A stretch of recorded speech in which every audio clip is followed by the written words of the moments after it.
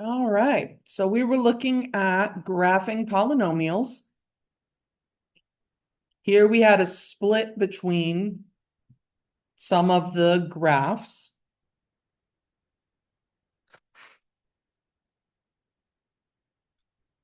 So looks like the commonality between these two groups is the orange group, both sides go up. The green group, both sides go down.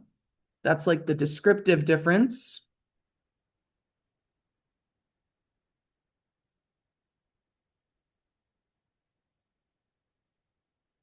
And then the difference on the equations is the leading coefficient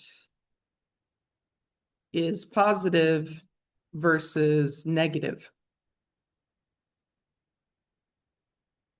But for all of them,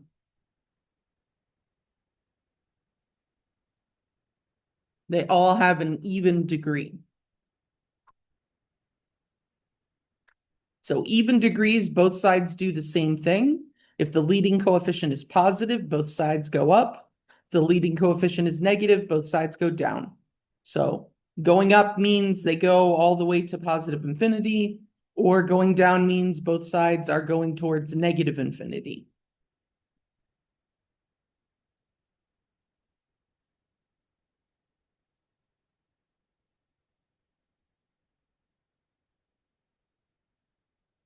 So yeah, this is the same set, just asking us to pay attention to what's different on the equation, and we can see it's that leading coefficient being positive or negative.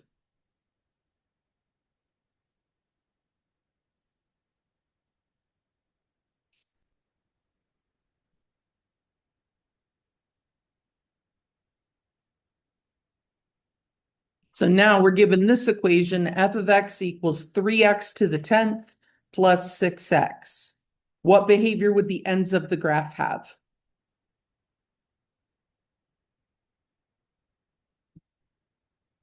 So is it both going to point up or both ends going to point down?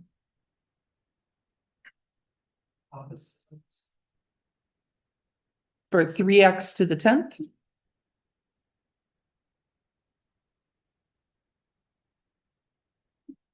So 3x to the 10th is going to behave similarly to x squared. So the two ends of x squared both go up. Like 3x squared is just a parabola, they both go up. So 3x to the 10th would do the same. They're both going to go up. So when we're looking at odd versus even, it's the power that we're looking at, not the number in front. So the 3 in front, all we care about is that the 3 is positive. Since it's positive, they'll both go up. If it was -3 or -4 in front, then they would both go down.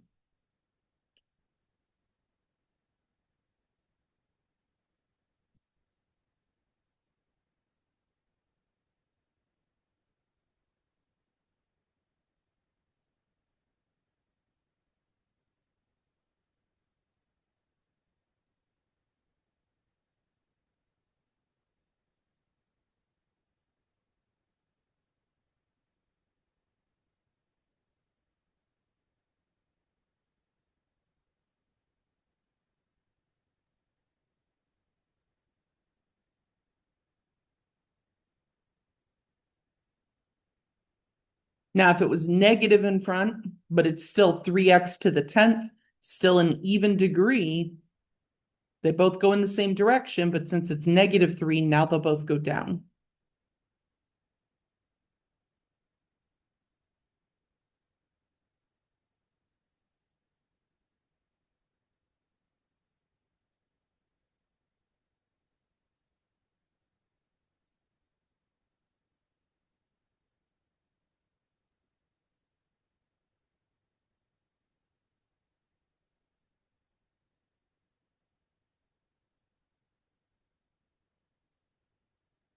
So this is just a summary table. So when the degree is even, this is like x squared, x to the 4th, -x to the 8th,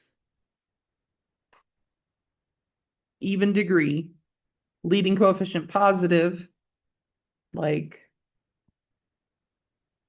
2x to the fourth, 7x squared, anything like that,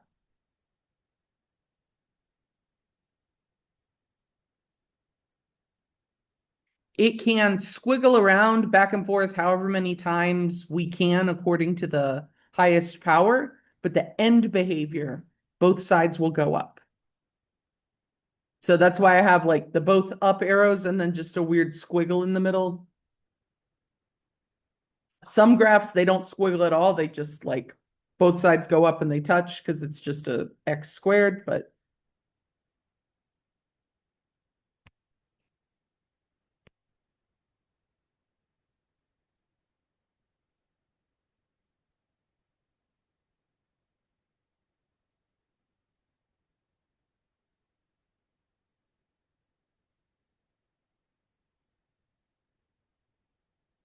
so that's our end behavior for even degree polynomials.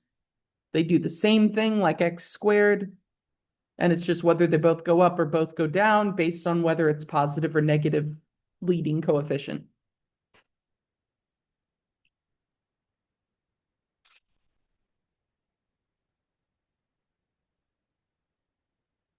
So if you remember this, when you look at a polynomial, you can overall, like basically if you zoomed out a whole bunch, what would the polynomial look like?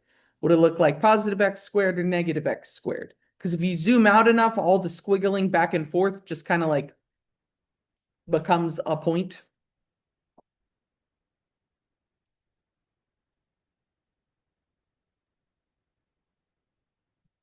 All right, so now we've got two groups.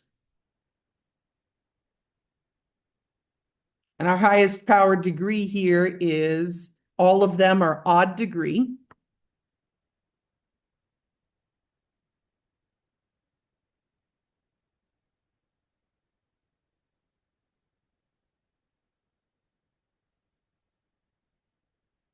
So the left group,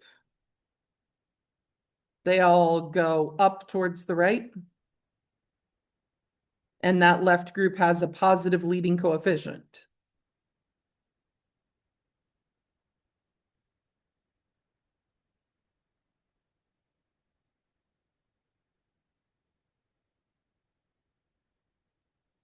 So all odd degree polynomials go in different directions.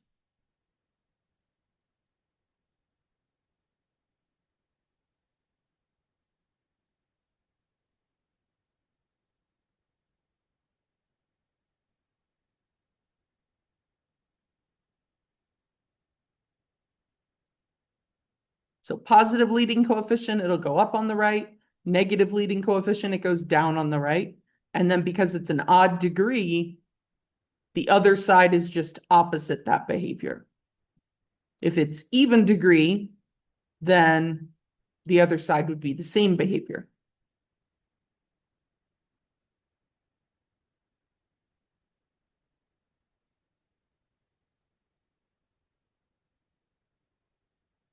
So yeah, this is just the difference between looking at the graphs versus the equation. So positive versus negative leading coefficients.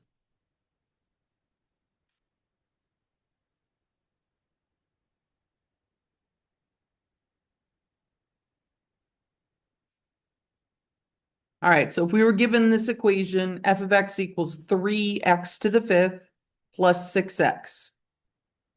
So our highest power is 5, so it's odd degree. So are the both sides going to go in the same direction, or are they going to go in different directions?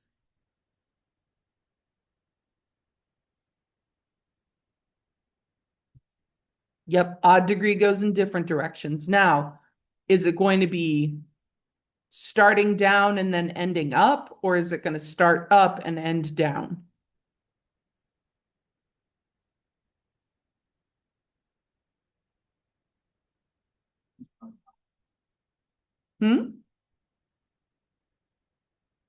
Start up and goes down?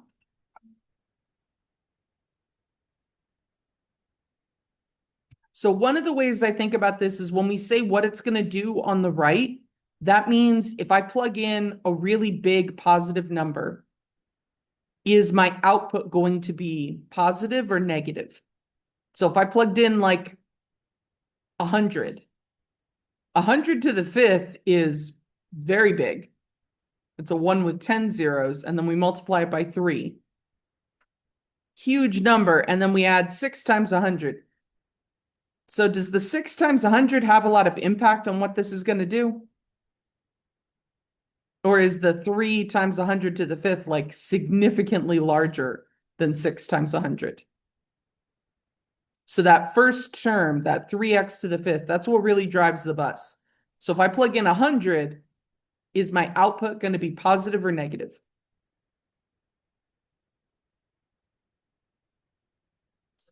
Positive.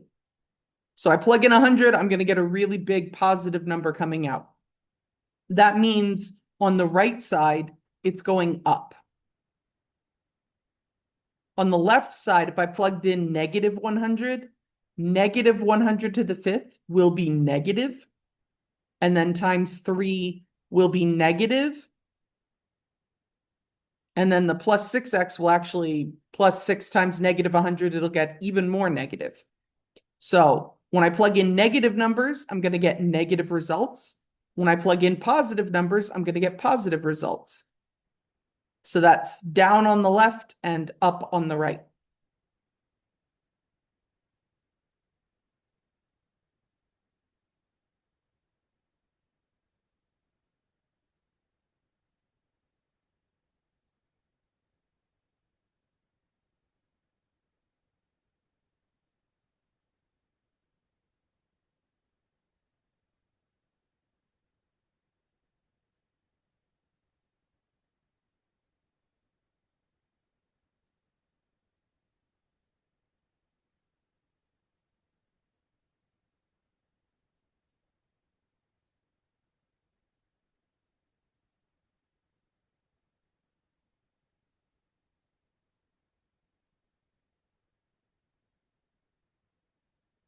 So anytime we're talking about end behavior, we're really asking if I plug in a really big positive or a real negative number, what's the graph going to do? Is it going to go positive or is it going to go negative?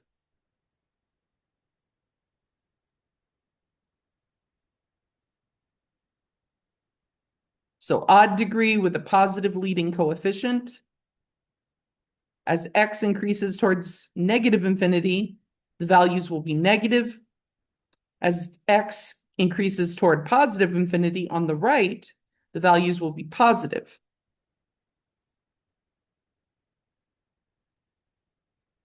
Now this one, same thing, but we've made the leading coefficient negative.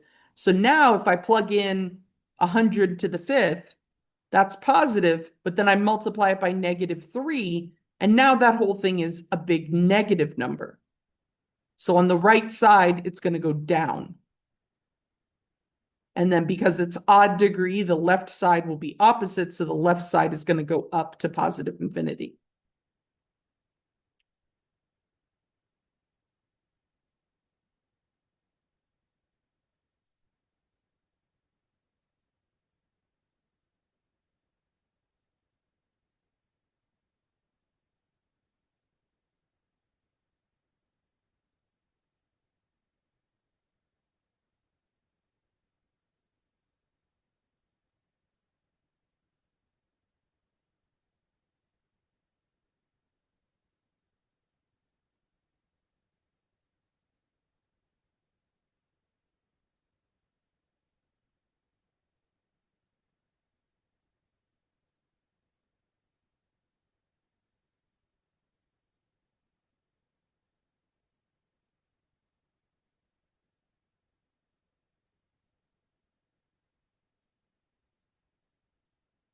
So just looking at whether the degree, the highest power is odd or even, and then the leading coefficient being positive or negative, we know what the end behavior of these graphs are going to be, whether they shoot up or shoot down.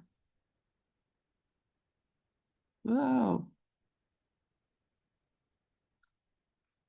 So odd degree, odd power, like x to the third, negative x to the fifth, positive leading coefficient, 2x to the third, 5x to the seventh. On the right side, it goes up. The left side, it does the opposite. And it may or may not squiggle in between.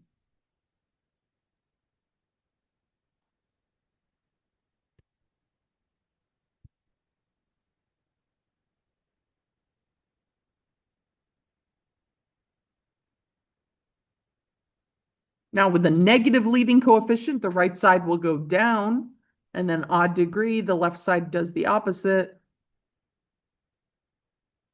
And in between, it may squiggle around a bit.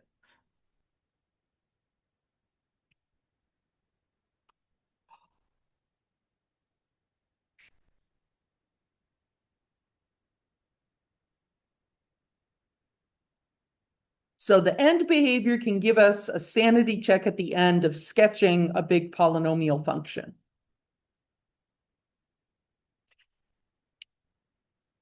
But when we're being asked to sketch a graph of a bigger polynomial function, like a cubic or a fourth power, then one of the steps they ask us to do is to find all the zeros.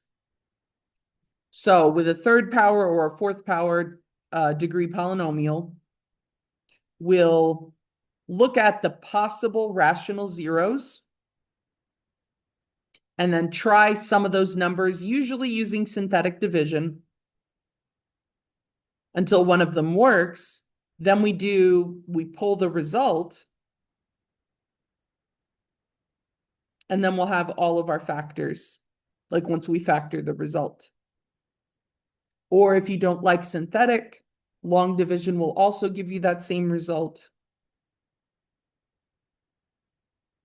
And then once you have the factors, you can set the factors equal to 0 and solve, and you get all the zeros of the polynomial. The zeros are the x-intercepts. So it's one of the big things we solve for in a lot of graphs.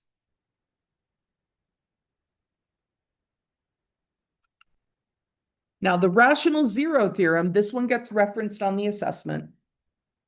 So if I have a bunch of factors that multiply to a polynomial,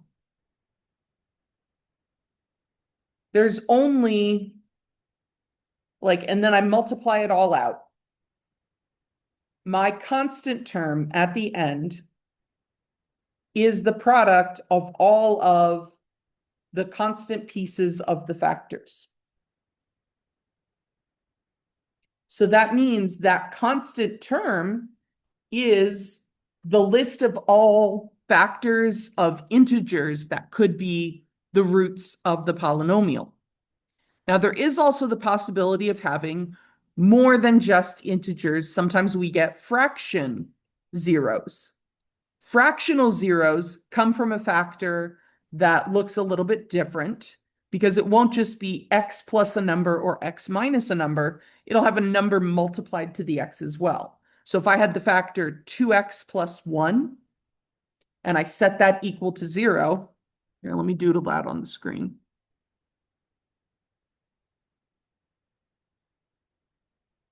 So if 2x plus 1 is a factor, and then I was going to set that equal to 0, I'd minus the 1, and then divide by 2. And then I have a 0, an intercept of the function is -1/2. So the coefficients in front of the factors, which come from the coefficient on the highest degree term, the leading coefficient, those numbers could be the denominator for any rational zeros. So when we look at possible rational zeros, it's typically written in this P over Q form. P is all the factors of the constant term. Q is all the factors of the leading coefficient. Now, if the leading coefficient, if it's just like 1x to the third, then our only possible rational zeros are the integers that multiply to that last term. Now, our most common factor on these problems is 1 and -1. And those are the most common because if I multiply by a whole bunch of ones, I just get a 1. So 1 is always a factor of our constant term. If 1 is not a 0, if it's not a factor, then the constant term is going to get pretty big. And as math teachers, we try to keep numbers smaller. So 1 and -1 are very commonly a 0 of a polynomial we look at.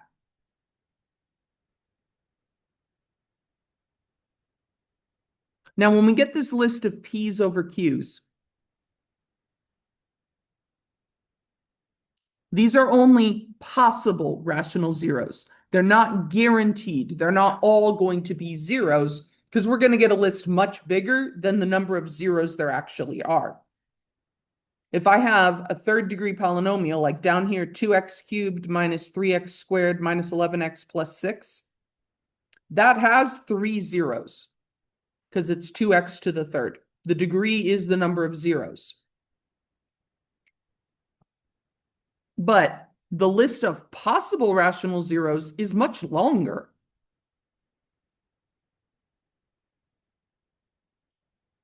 So the constant term is a 6. So the list of the factors of 6 is plus or minus 1, plus or minus 2, plus or minus 3, plus or minus 6.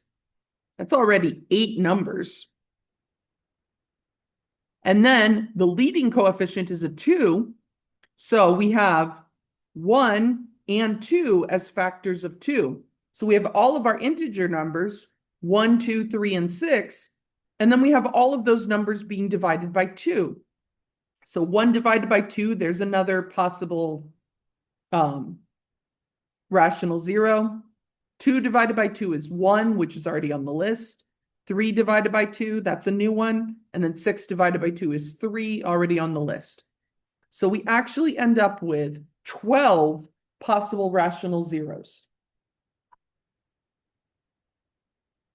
But there are only at most 3 rational zeros for a cubic function. So certainly most of the numbers on that list will not work.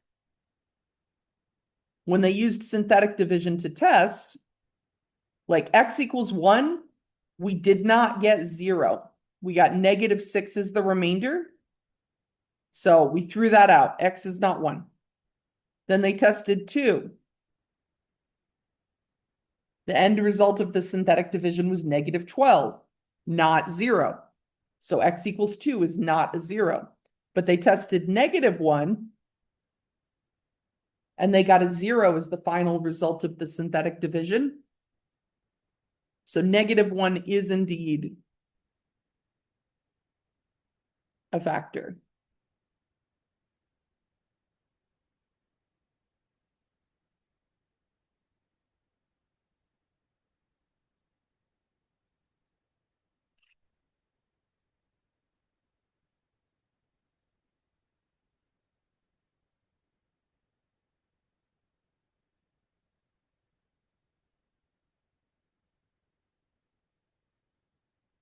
There's a typo on the screen here.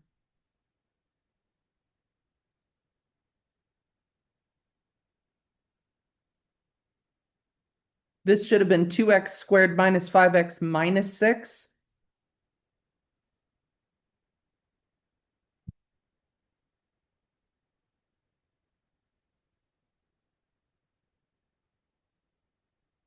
And I'm not sure if that actually factors.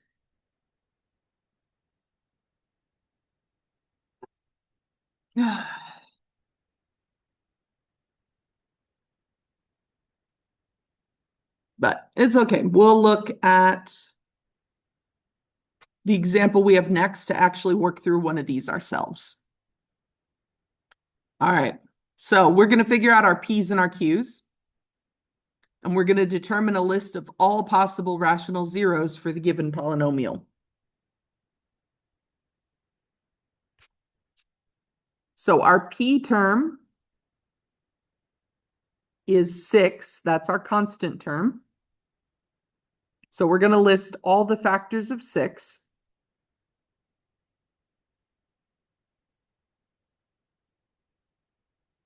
So what are numbers that multiply to 6?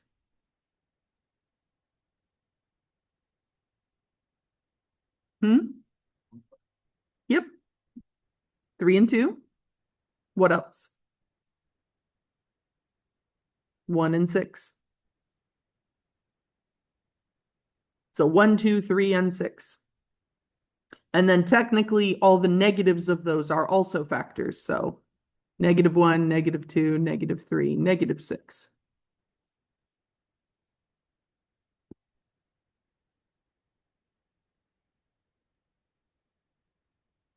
Now our Q term in front is a 4. So now I'm going to list all the factors of 4.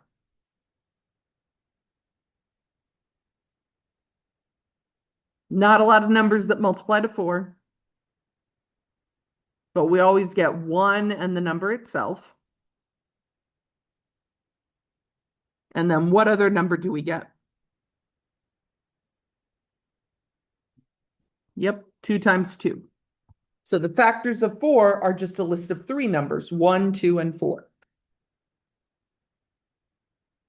So now our list of all possible rational zeros is P's over Q's.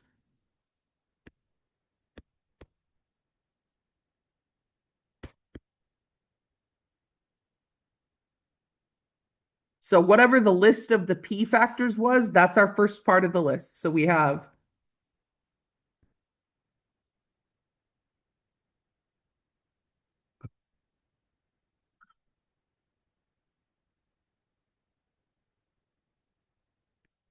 one, 2, 3, and 6. And then we also have -1, -2, -3, -6. Now we start looking at all of those same numbers, but this was 1 over 1 is 1, 2 over 1 is 2, 3 over 1, like all these 1, 2, 3, and 6, this is all technically over 1. And the negative numbers as well. Now we're going to test 1, 2, 3, and 6, but now we're going to put it over 2. So 1 over 2, 2 over 2, 3 over 2, and 6 over 2. But 2 over 2 is 1, and that's already on the list. 6 over 2 is 3, that's already on the list. So we didn't need to include those 2 numbers. But now we need to go back those same 4 numbers, but now we're going to put them over 4. So we have 1 over 4, 2 over 4, 3 over 4, and 6 over 4. 2 over 4 is a half, which is already on our list. 6 over 4 is 3 over 2, which is already on the list.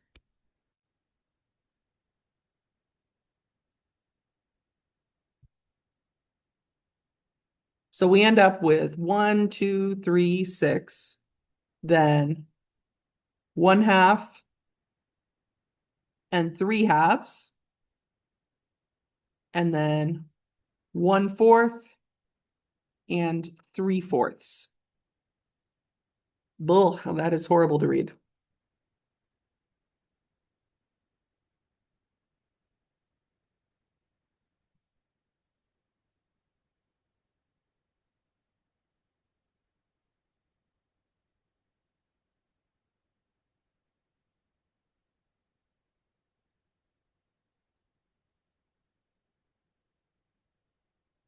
So there's our 1/2 and 3/2 and 1/4 and 3/4. And then we have that same list, but all negative. So -1, -2, -3, -6, -1/2, -3/2, -1/4. Oops, wrong button. And -3/4.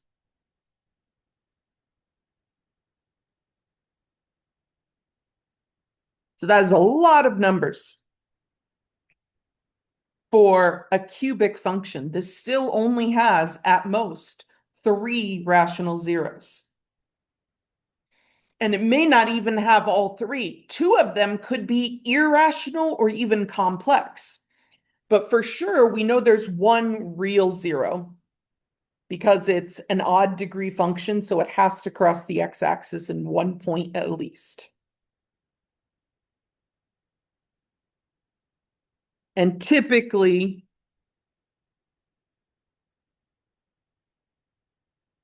that number is rational.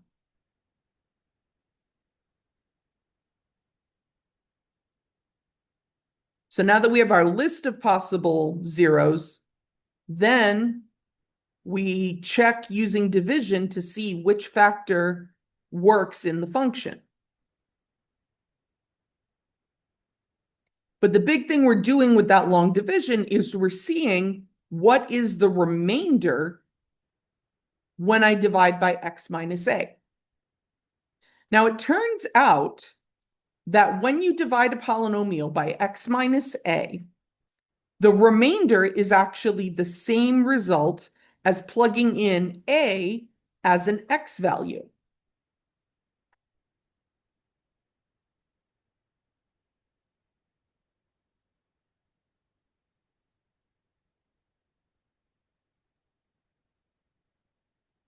So if I'm trying to figure out, does x minus 2 divide into this long polynomial? And if I'm not comfortable with my division, I don't want to go through all that. That's a lot of numbers. Another way I could figure out if it's a factor is to take 2. If x minus 2 equals 0, then x equals 2.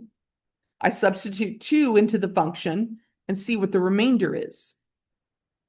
So the end result of plugging in 2 is 7. So the remainder of dividing by x minus 2 is 7, which is not 0. So x minus 2 is not a 0.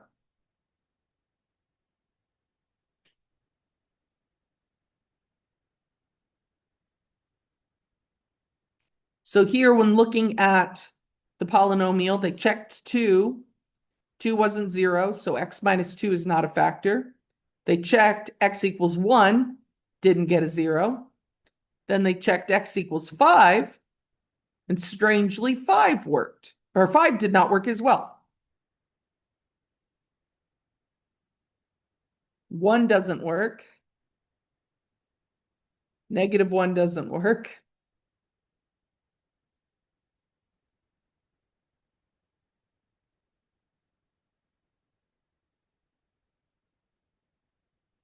So let's see that in action.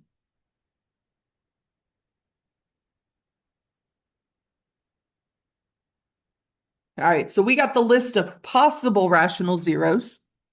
Now they want us to figure out the actual rational zeros for that same function, the 4x cubed plus 2x squared minus 12x plus 6.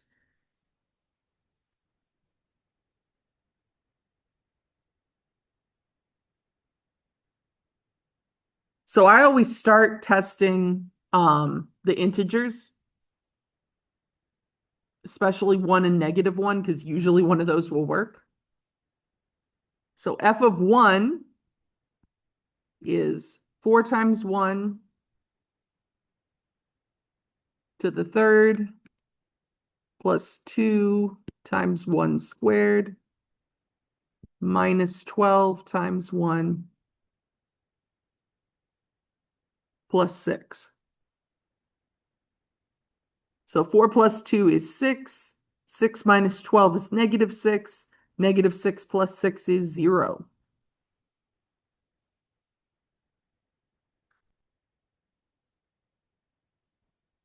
So since f of 1 equals 0, x equals 1 is a 0. So if I minus the 1, then x minus 1 is a factor.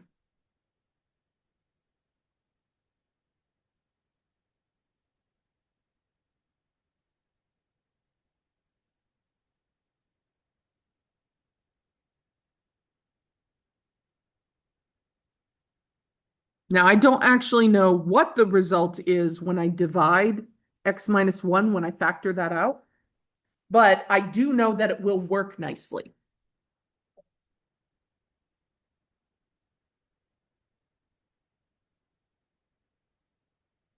Since f of 1 equals 0, that we know that x equals 1 is a 0, which is an x-intercept.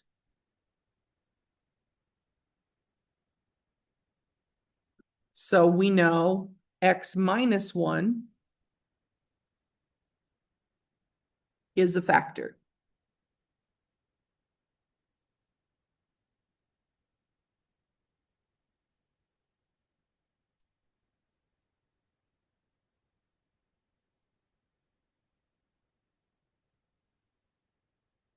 So now that we know that's a factor, now we're going to use synthetic division to divide it out and find the result.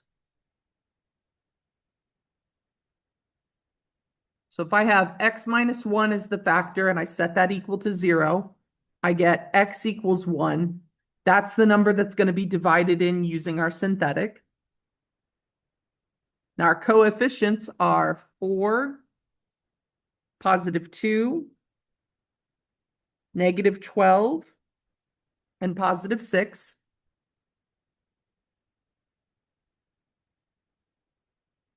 So our process for synthetic division, we bring down the first coefficient, and then we multiply and add. So 1 times 4 is 4, and then we add 2 plus 4 is 6. 1 times 6 is 6. Negative 12 plus 6 is negative 6. 1 times negative 6 is negative 6. 6 plus negative 6 is 0. So 0 is our remainder. And then I'm going to take the remaining terms and I'm going to turn that into a polynomial. So my 6 at the end is the constant term. My next term back, the 6, is going to be the coefficient of the x term. And then the next term back, the 4,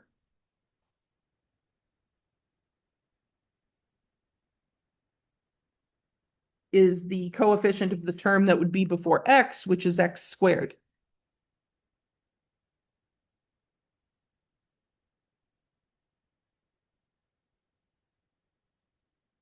So the result after dividing is 4x squared plus 6x minus 6.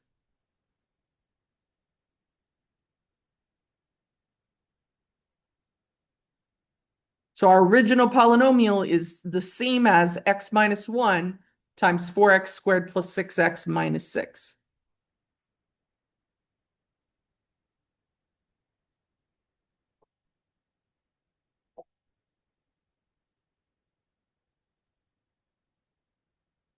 So now it wants us to finish the problem. It wants us to determine all the zeros.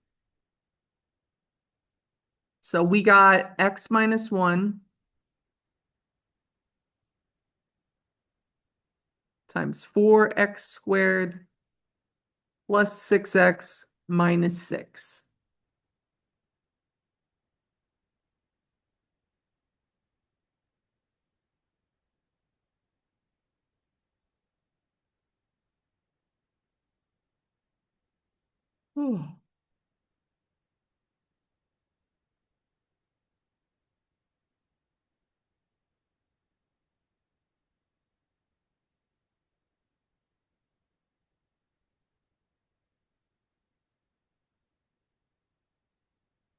Now, what I do know about this resulting polynomial here is the 4, 6, and negative 6. Those are all even.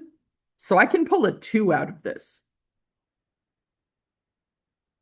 So that is x minus 1 times 2 times 2x squared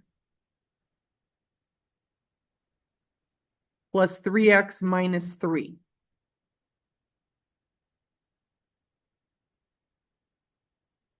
And I don't think there's a pair of numbers that multiply to 2 and 3 that are going to add to 3. So I'm going to use the quadratic formula to get the zeros for that resulting quadratic.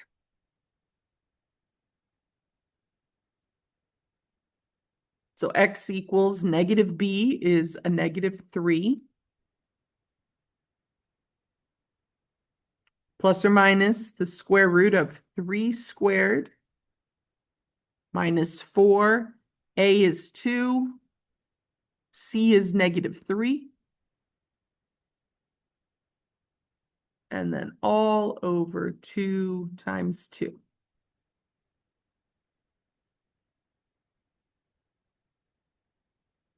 So now it's negative 3 plus or minus. So 4 times 2 is 8 times negative 3. So that becomes plus 24. So the square root of 9 plus 24 is 33 all over 4.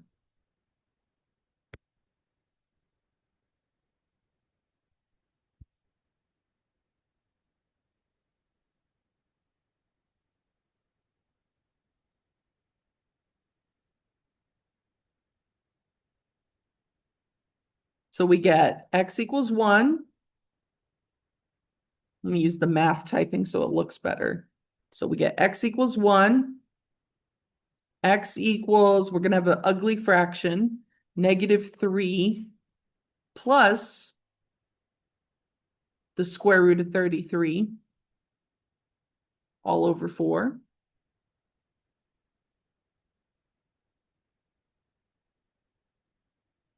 Then we have x equals another fraction, negative 3 minus square root of 33 all over 4.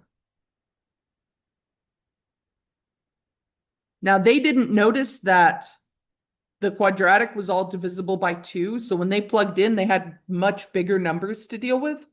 They had to reduce, they originally got 132 in the radical. So they had to realize that was divisible by 4 to get 2 square roots of 33. And then the outside coefficients were even, so those could all be reduced.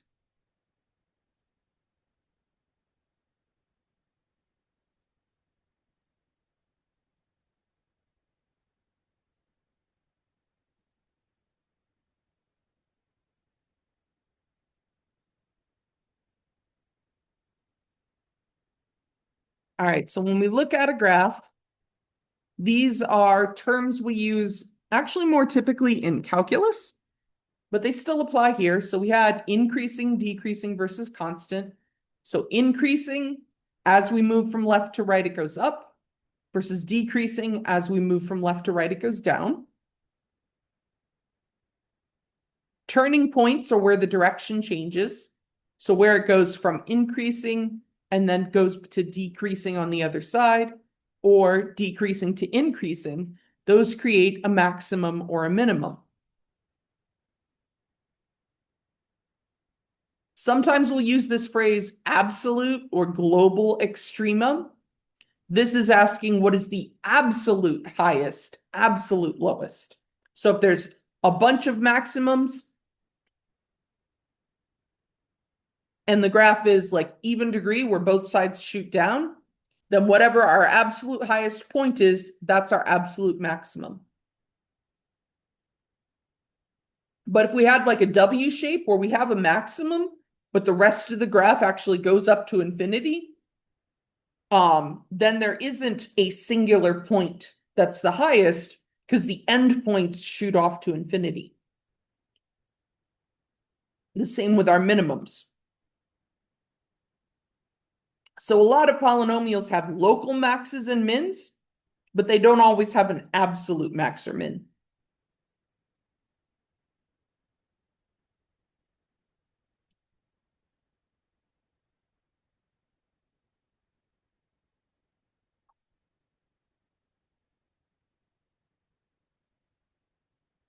So looking at our graph here, they say drag the black point to a local minimum. So it looks around there. And then the blue point to a local max. So sure, somewhere in there. So what are the coordinates of the local minimum?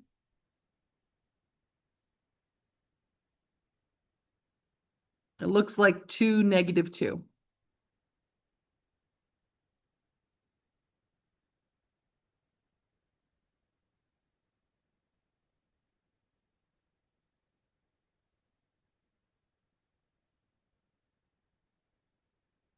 So we usually say the graph has a local minimum value of -2 at x equals 2. So we provide the location is the x coordinate, the minimum or maximum value is the y coordinate.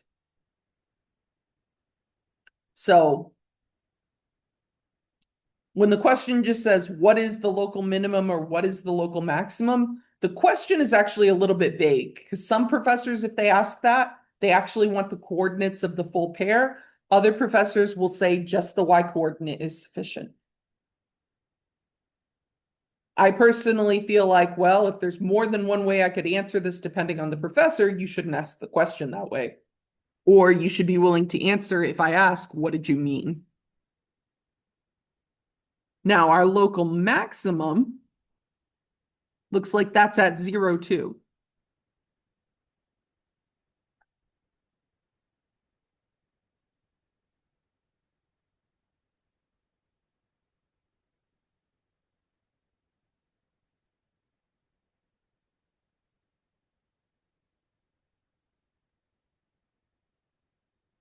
So the graph has a local maximum of 2 at x equals 0.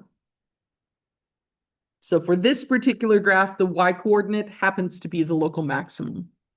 That is not always the case. It just happens to be for this graph.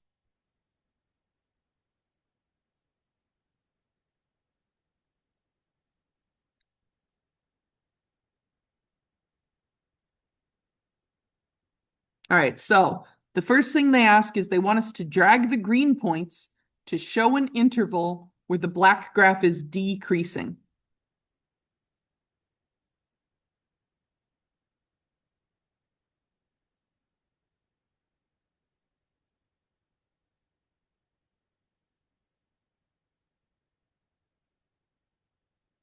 So I dragged my 2 points. The points are on the x-axis, but then it coordinates up to the graph of the function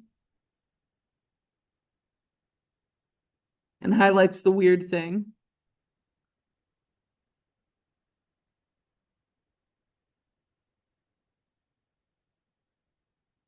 Then the blue points show an interval where it's increasing.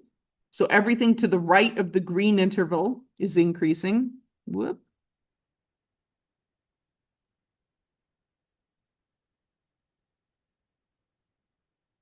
And then our purple, which ends up being everybody on the left, is also increasing.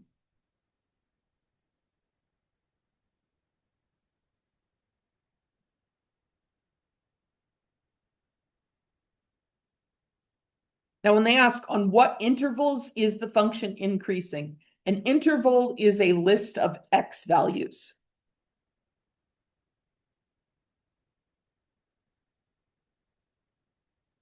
So it's increasing everything before x equals 0.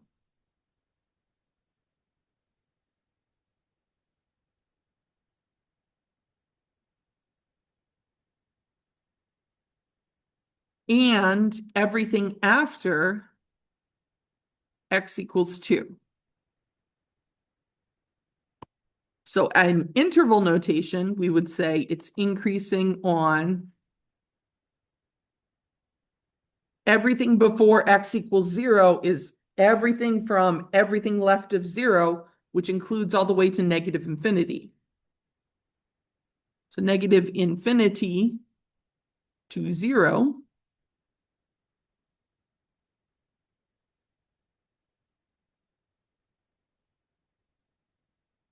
and then from 2 to infinity.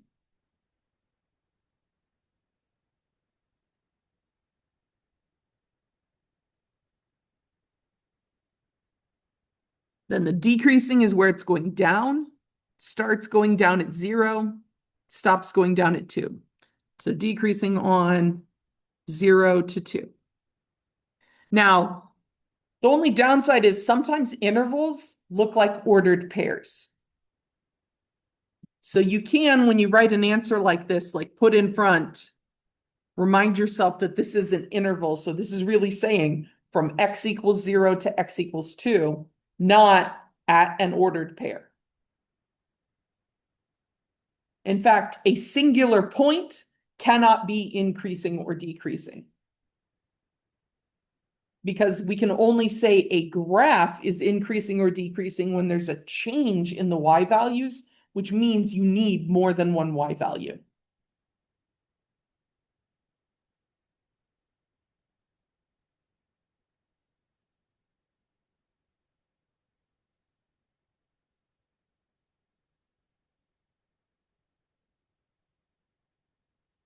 All right, so now we talk about turning points and multiplicity. So the multiplicity of a 0 is the number of times that 0, which is that factor, appears in the factored form. So if I have x minus 2 raised to the third power, that is a 0 at x equals 2 that has a multiplicity of 3. Then if I have next to that the factor x plus 1 squared, if I set x plus 1 equal to 0, I get a 0 at x equals negative 1, and the multiplicity of that is 2. So even multiplicities, the graph is going to touch, or I call it a bounce, because it looks kind of like the path a ball takes when it bounces off the ground. Whereas our odd multiplicity, 1, 3, or 5, is going to cross the graph. But depending on whether it's just the first degree or if it's a higher multiplicity like 3 or 5, then the shaping is a little bit weirder.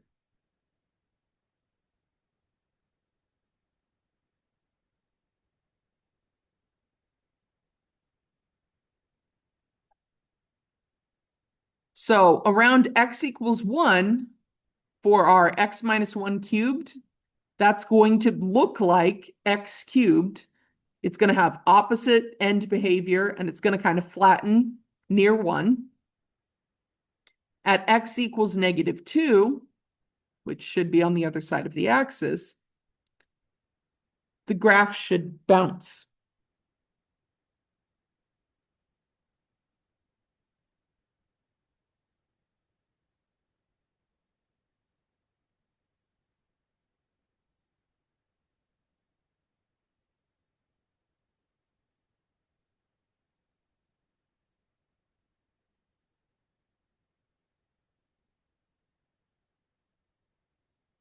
So could the graph that is partially shown here have two x-intercepts?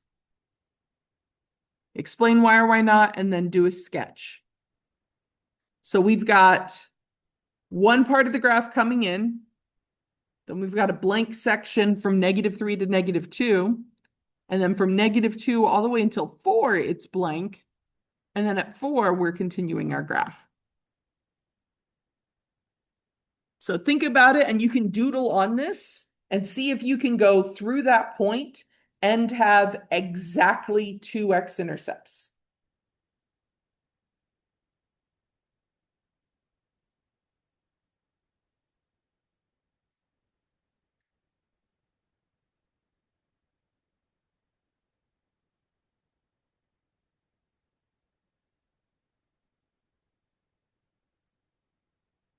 I've got to move a bit because I'm falling asleep.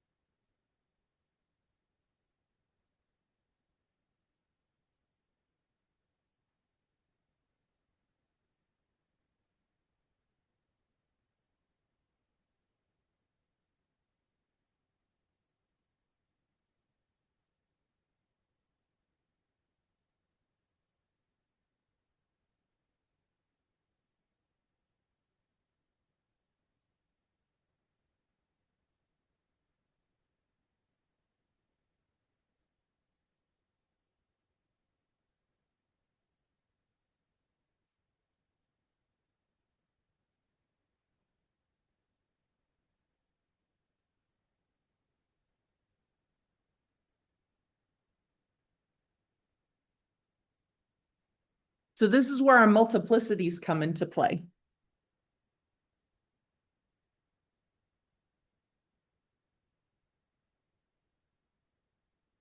So we know this is an odd degree polynomial because our end behavior is opposite.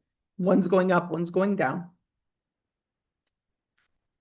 So it could have usually just one or three zeros, but this is saying, could we do just two? Two is a little bit weirder, but it is possible. So if I come down here and I get to that x-intercept, so if I turn around and bounce off of it,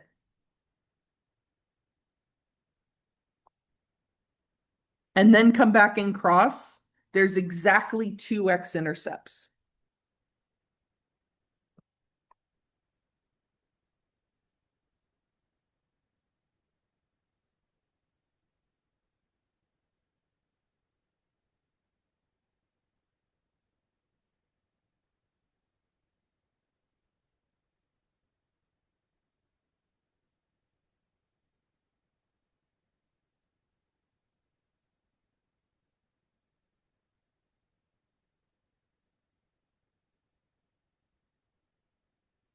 Now, I couldn't make them both multiplicity 2, because then I'd be bouncing again, but I'd still have to turn the graph around to go down to negative infinity.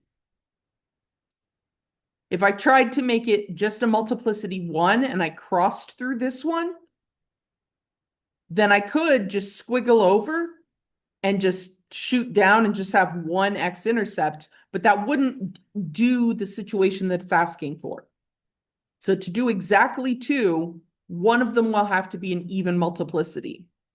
So it doesn't have to look exactly like this. Some of y'all had the graph go down through this point and then turn around and hit another before going down. That would also work.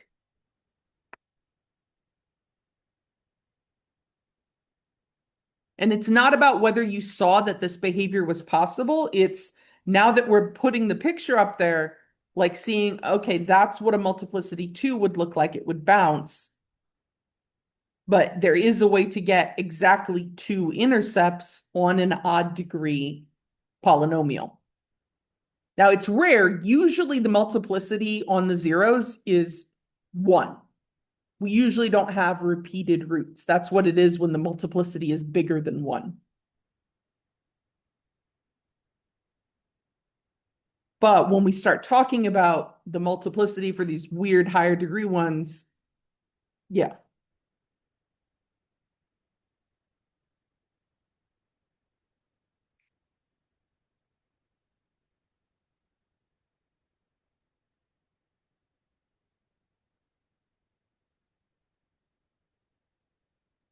All right, so they have some root numbers, 2, 1, 3, and -2. And we can change and make the multiplicity whatever we want. So maybe I want to say at 1, make it have a multiplicity of 1. They had it as a multiplicity of 0, which means it's not a root. So at x equals 1, it doesn't cross the axis. But if I turn it around and say, yes, actually make it cross that axis.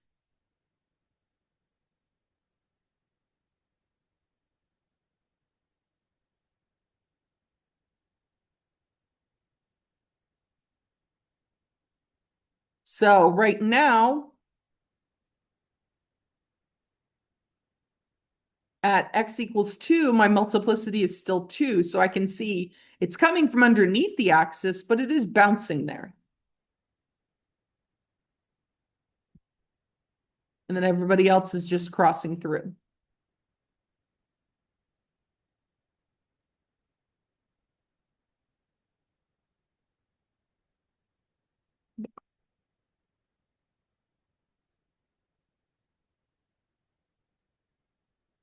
Ah, no, okay.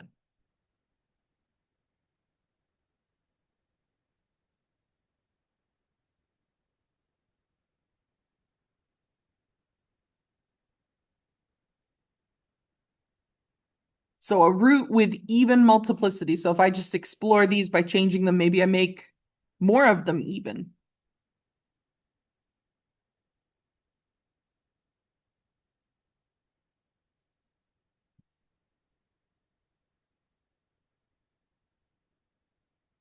No. So x equals 1 has an odd multiplicity. But if I go over here and make it even, now we see it's like bounce, bounce, bounce. So at 1, 2, and 3, each of those is a little bounce. Back at -2, I still have it odd, but if I make it even, it's hard to see on the -2 because the graph is so steep there.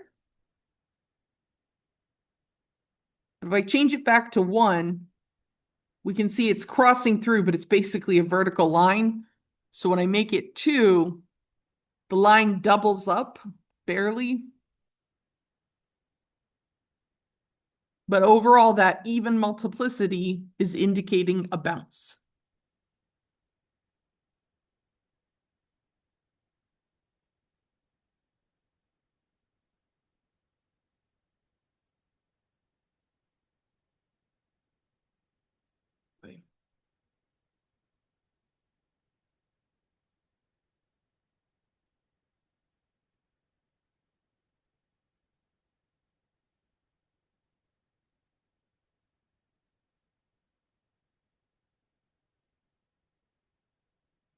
And then odd multiplicity, it crosses.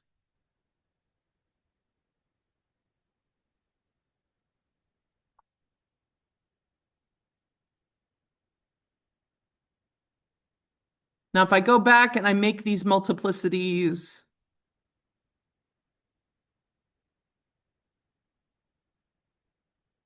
so my 3 is bouncing.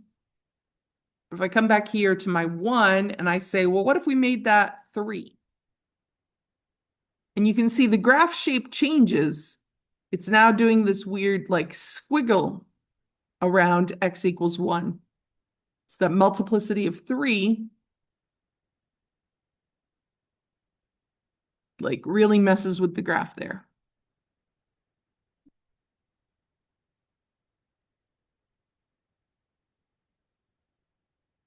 So we want to sketch a graph of a function with the 3 zeros shown. The function must be, if I'm going to have an odd multiplicity, an even multiplicity, and an odd multiplicity.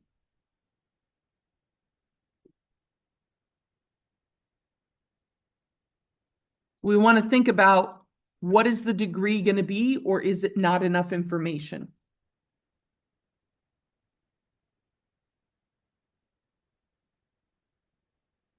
All right, so if I start from -infinity, I'm going to doodle along until I hit this 0. When I have the odd multiplicity, where am I going to go next? Am I going to keep going up, or am I going to turn around at that point?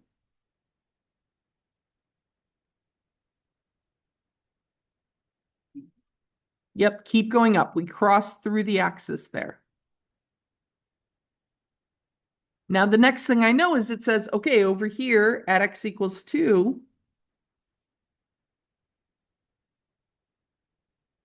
that's our next 0. An even multiplicity, though, are we going to cross through or are we going to turn around? Yep, so we bounce, but then we're going to have to come back for this other 0. And then what do we do after that? Do we bounce on that or do we go down?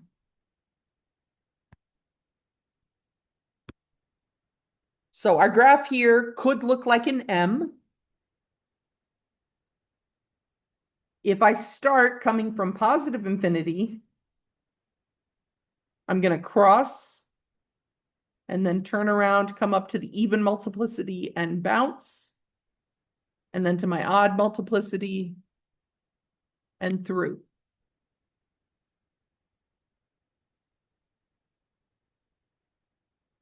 So if both of the sides, like either both sides went down or both sides went up, that's our end behavior of this polynomial.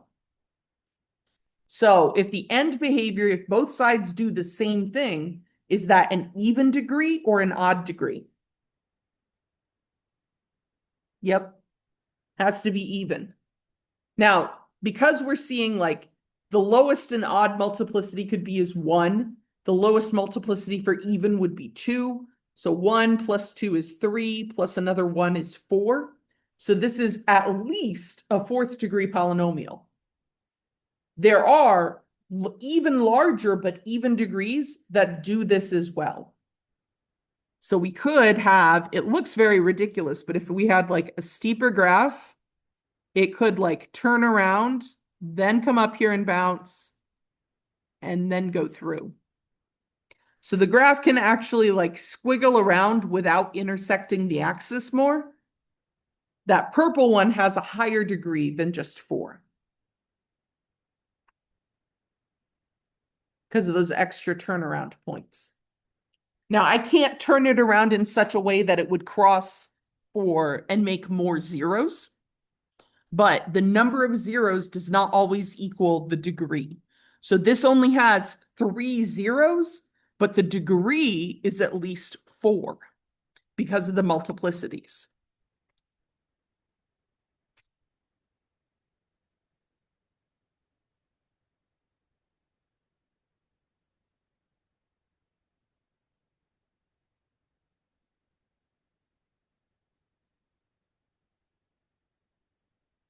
So the start and end behavior are in the same direction, so it must be even degree.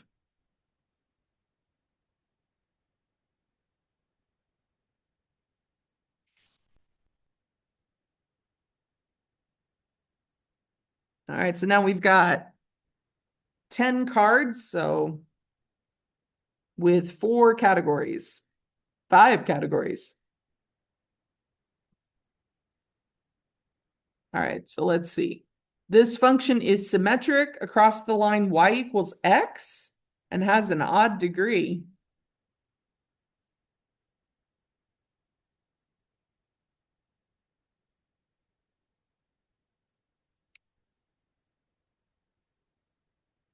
I think our only graph that is actually symmetric.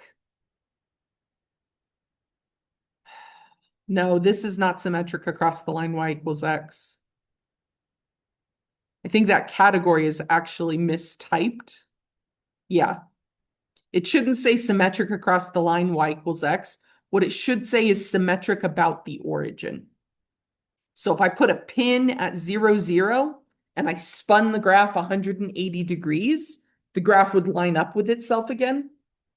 That's the symmetry that odd polynomials have, if they have a symmetry. Most polynomials are not symmetric. There's usually something that makes them a little bit off.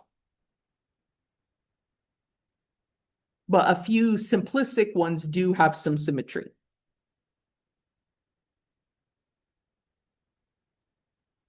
So this function has an x-intercept with even multiplicity and is symmetric across the y-axis. So an even multiplicity and symmetry. So that looks like our basic parabola. I can fold that along the y-axis.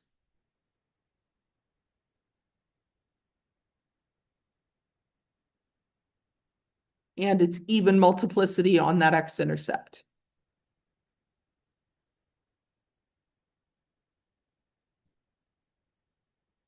So now we've got a description for x-intercepts and a positive leading coefficient.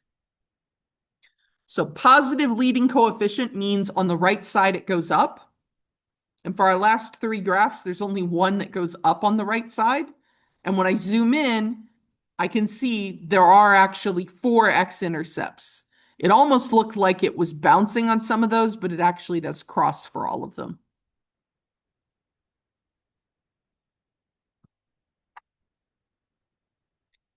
Function has a negative leading coefficient. Yes, both of the left ones do. An odd degree.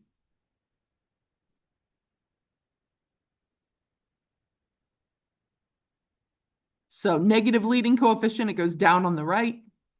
Odd degree means it'll do opposite behavior, so up on the left.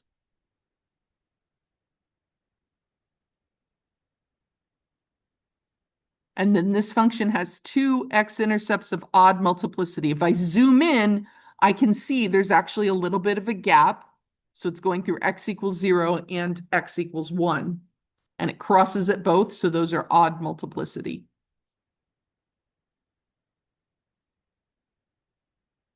So besides the typo about the symmetry across the line y equals x, this is good.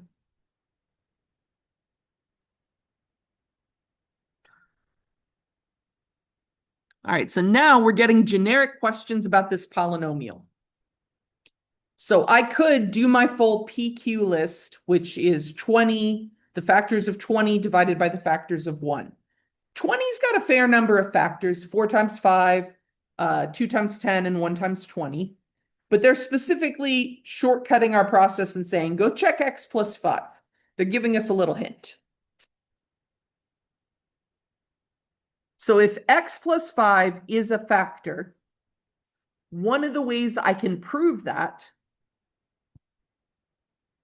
if x plus 5 is a factor,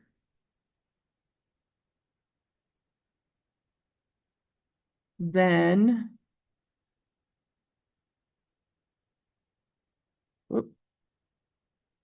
x equals -5, because if I set this equal to 0, I'd minus the 5.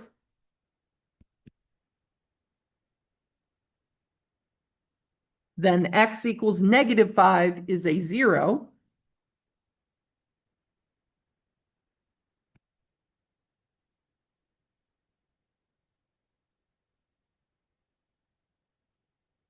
And then that means f of -5 has to equal 0. So I'm going to plug in -5 into the function and see if I get 0. So let me focus on the function formula. So f of thing would end up being thing cubed plus thing squared minus 16 things plus 20. Sorry, I don't know why I put 3's in there.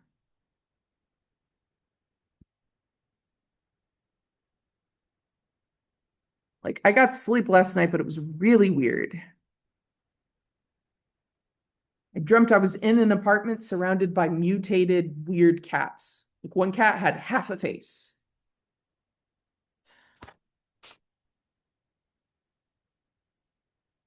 All right, so thing cubed plus thing squared minus 16 things plus 20. And then thing is going to be -5. So now we'll put -5 everywhere.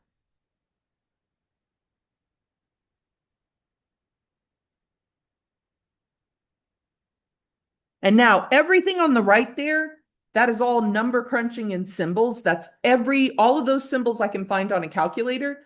This is the point where you are more than welcome and in fact encouraged to just use the calculator. You do not have to crunch this by hand. And what I like about writing my work with the parentheses is that is how the work should look when I type it on the calculator. So on your scientific calculator, you start with the parentheses, then the number -5. Now, when I hit the negative symbol, my calculator puts an extra set of parentheses. So it actually means when I type, I just hit negative and it puts the parenthesis in front for me. And then to get to the third power, I have an X to the Y button, but sometimes the button looks like the little caret symbol, the Shift 6 on the keyboard. So then I put my third power plus, now I have -5 in parentheses, and I'm squaring that, minus 16, and then I put parentheses. Well, I put negative, and that puts my parentheses, and then I put plus 20, and I do indeed get 0.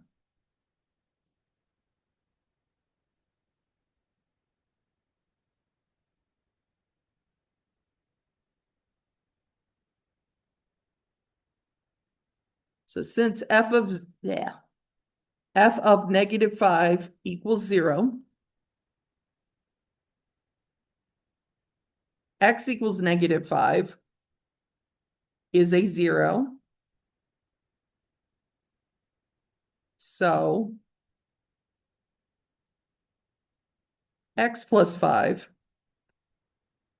I didn't mean to capitalize, must be a factor. Now, I don't know what my result is after I factor out x plus 5. And in fact, they actually did it using synthetic division. So see, they said, remember, we can use the remainder theorem to show f of -5 equals 0. So I think on the assessment, I think the question actually said, use the remainder theorem.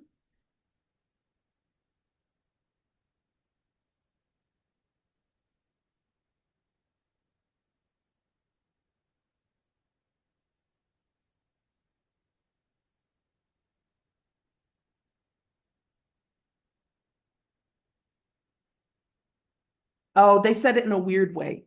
So they first said, list all the rational zeros, then test candidates using synthetic division to find a 0, show the division, then use the remainder theorem to verify your remainder, then fully factor it, determine all the zeros and the multiplicity to state the local behavior, which when we do one of these rational zero theorem questions, usually it's just a bunch of singular roots with all multiplicity 1. Sometimes there'll be a multiplicity 2 root.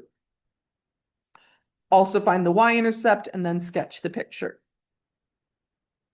All right, so we found our first 0 was -5.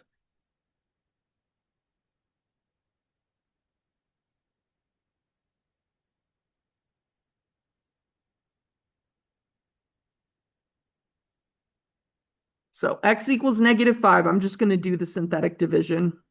1, 1, -16, and 20. So I bring down the 1 times -5 would give me -4. -5 times -4 is 20.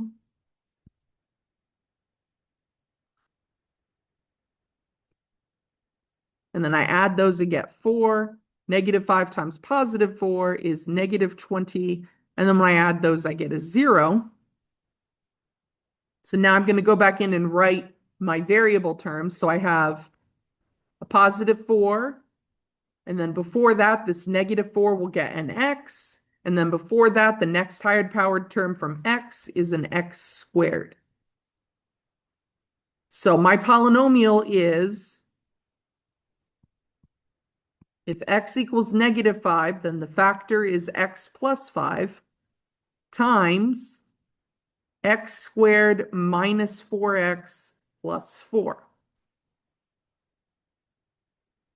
Now, not a lot of choices for factoring the rest of this. So it'd be x and x.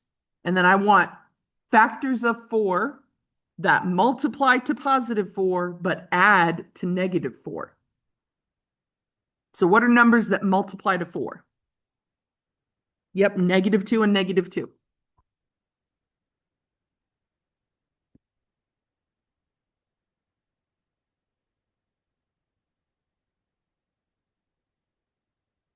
So our factored form is x plus 5 times x minus 2. And since that x minus 2 is repeated, I'm going to shortcut and just say x minus 2 squared.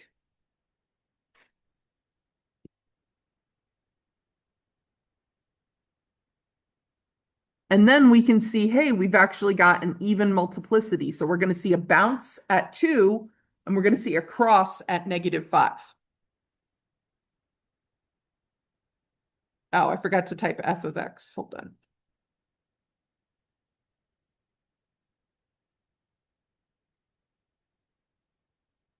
Yeah, our answer was correct, but I didn't perfectly match the string.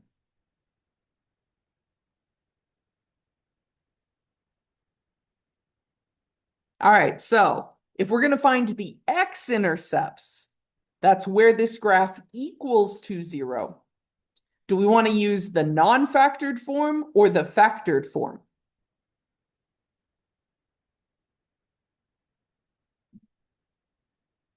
So the general form, the first one. So if I'm setting it equal to 0, I'm not putting 0 in for x.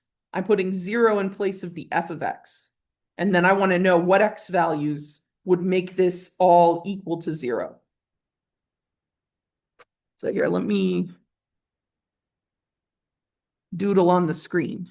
So that's like putting a 0 here or over here. So if I have whole spun out polynomial equals 0 versus x plus 5 times x minus 2 squared equals 0. If overall my operation is multiplication, my outermost operation is multiplication, and it's equal to 0, then I can split the factored form into two separate forms. So when we're looking for x-intercepts, we want to use the factored form because I can just set each of the factors equal to 0 and solve. Now, how many x-intercepts will the graph of this function have? So what solutions am I going to get when I set it equal to 0?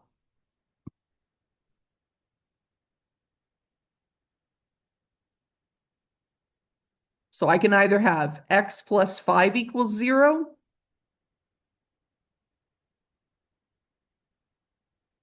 or I can have x minus 2 equals 0.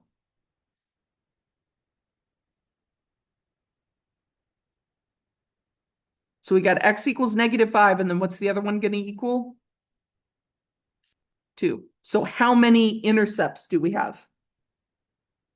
Like how many different numbers? 2 different numbers. Even though it's a third degree polynomial, a cubic, there's only 2 distinct numbers. So here we set the factors equal to 0.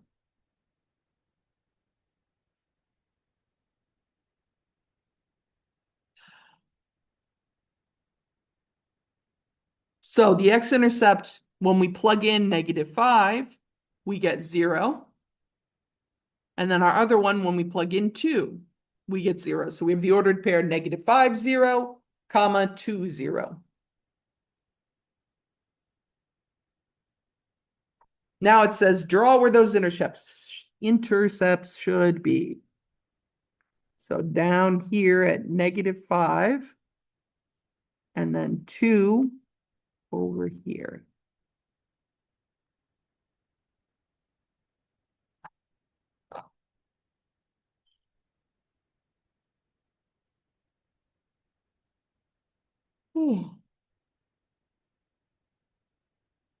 Now, if I was going to roughly graph this, oh, but they're probably going to ask us to find the y-intercept. So before I talk about the actual doodle, let's see what our next slide asks for. Which form would you use to find the y-intercept? So when we're going to find the y-intercepts are when we use x equal to 0.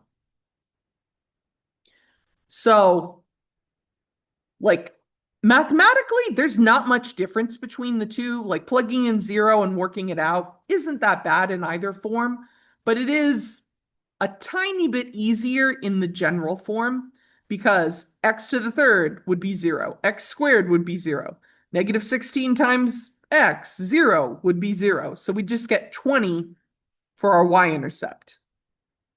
So the general form is a little bit easier, but mathematically it's not that big a difference.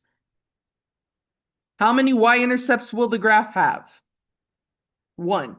If the graph is a function, it will only have 1. If it has 2 y-intercepts, then it's not a function, and then we're usually not talking about it in math class. So we substitute x equals 0 and solve for the y value, which in this case is a y value of 20. So 0, 20 is our ordered pair, which I can put on the graph here.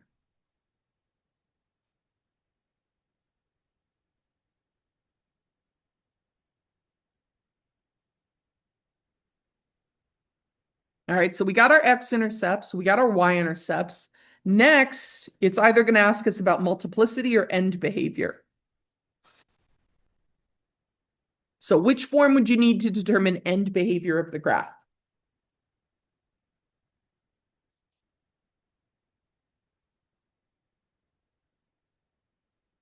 So which term did we focus on for end behavior?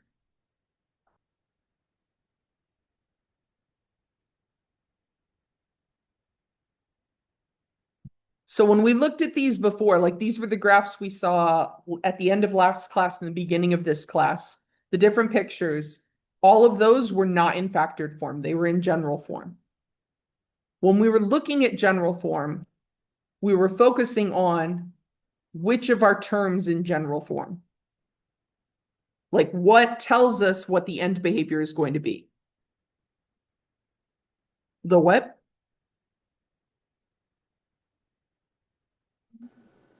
The degree. The degree. So our degree, which is our highest powered term, and then secondary was whether that highest power term was positive or negative.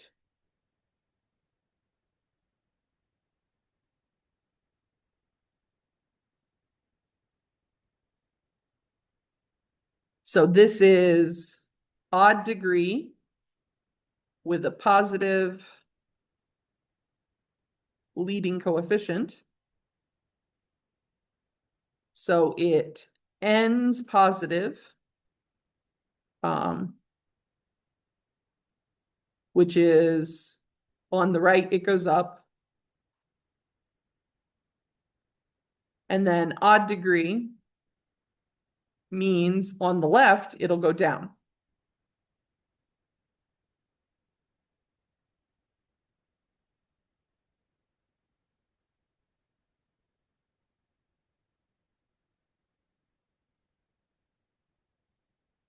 Ugh, so they wrote it with the arrow thing. So on the right is as x approaches positive infinity. So that's our right two guys. We said it goes up, so that's f of x approaching infinity. So as x approaches infinity, the graph approaches infinity. On the right, it goes up. On the left, it goes down. Left is as x goes to negative infinity. And then down is f of x goes to negative infinity.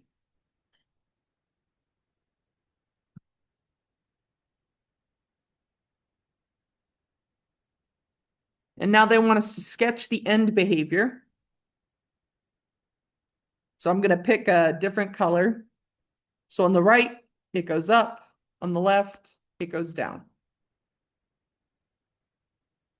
I'm not necessarily going to actually connect with those orange arrows. That's just telling me the directions it'll go in.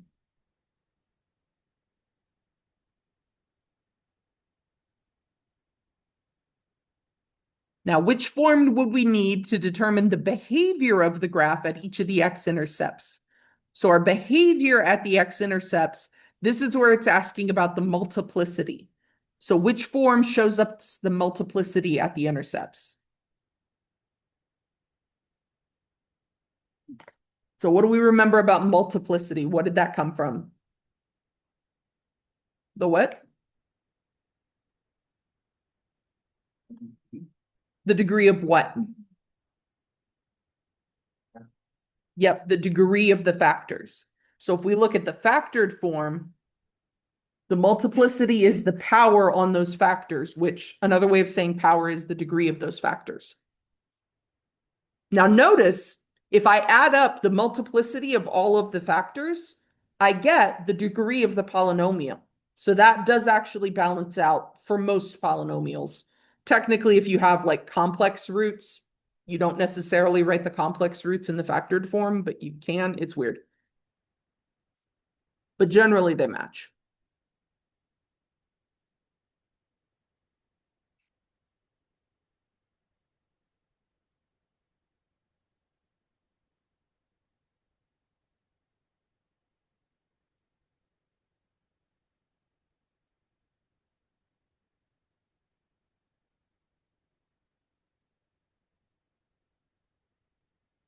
So even multiplicity bounces, odd multiplicity crosses. So at x equals -5, that has a multiplicity of 1. So it's going to cross at -5. X equals 2 has the multiplicity of 2. So that's where it'll bounce.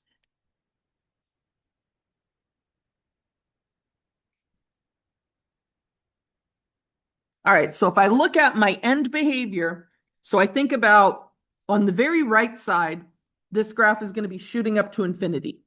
So I'm kind of thinking about drawing my graph backwards. This is just the way my brain does these graphs. So as I come back in from the infinity, I'm going to head towards this x equals 2, and I'm going to bounce there. So right around here, I'm going to see a bounce behavior.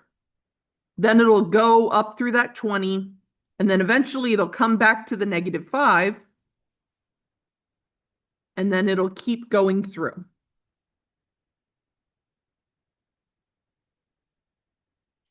So I'm bouncing at 2 and I'm crossing at -5. But I'm making sure the direction I put those is also in tune with the end behavior. Because we saw other graphs where the bounce could be from below. And if my multiplicity was backwards, that would actually be the case.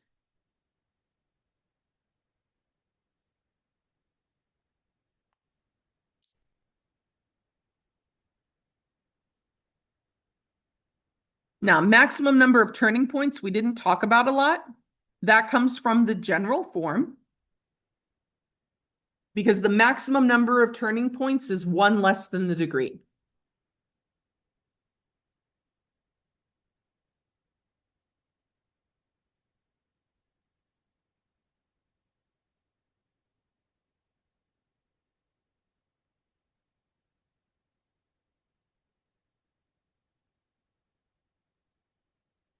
So a third degree function has at most 2 turning points, 2 points where the graph is going to change direction.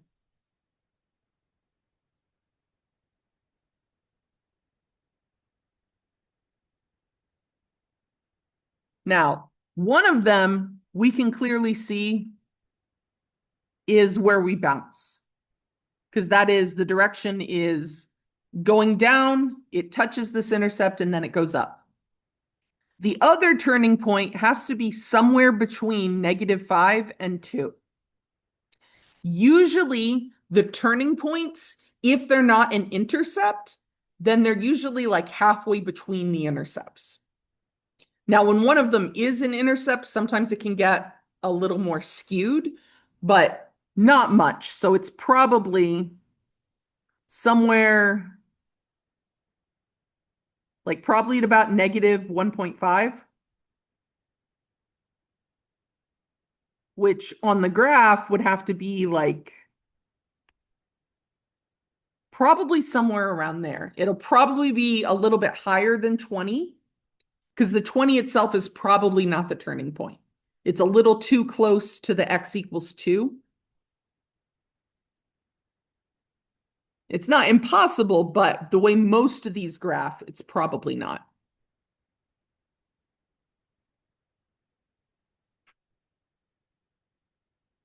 So now we've got all that information in here. Now we're going to roughly sketch the full polynomial. So I come from the -infinity. I'm going to head up to this turning point. I'm going to go over through that 20, come down and bounce. And then I go shoot off to infinity. So there's our overall rough sketch. Now, figuring out where the turning point is, we don't have a good algebraic method of doing that. There is a way in calculus to figure out that point, but not for when we're in algebra. So in algebra, we usually just roughly estimate it as halfway between the intercepts, and we call that good. And then we just use the y-intercept to try to gauge, like, is it going to be higher than that or lower than that?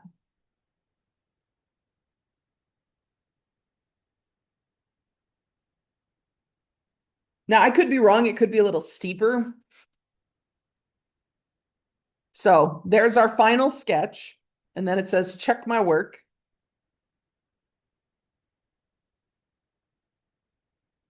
All right, so that turning point was actually closer to -2.5. But that's totally normal. Like figuring out the turning points algebraically is, it was absolute guess. But the rest of it, you can see it crossed, it did the bounce, it went through 20.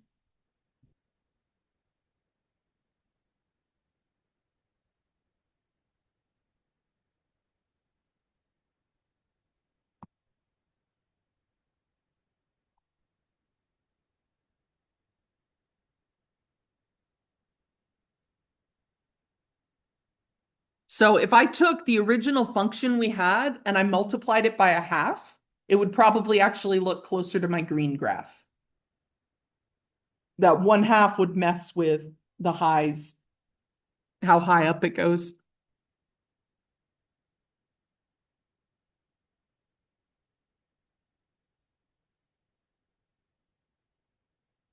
So this is like our general, all the crazy shit we did.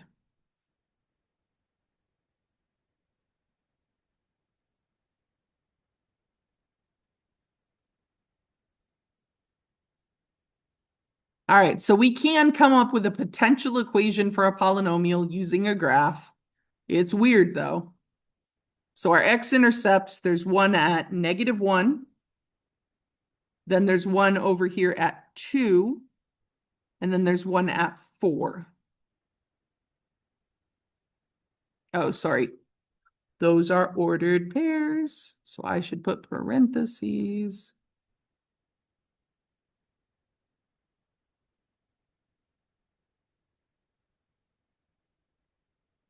So then the 0 is the x numbers, the -1, 2, and 4. And then the factor, if x equals -1, I'd add the 1, so the factor would be x plus 1. If x equals 2, I'd minus 2, so the factor is x minus 2. And then x minus 4 for our other one. Now the multiplicity gets a little more interesting. We can see at -1, it bounces. So that's more than likely just a multiplicity of 2. Theoretically, it could be a multiplicity of 4, but we usually don't look at graphs with that much multiplicity.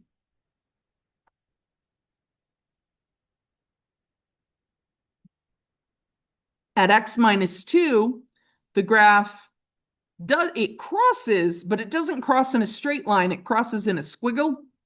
And that squiggle is very similar to the graph of -x cubed because it's decreasing. So this is a multiplicity of 3, whereas at 4, it's just crossing in a more straight line. So this is a multiplicity of 1.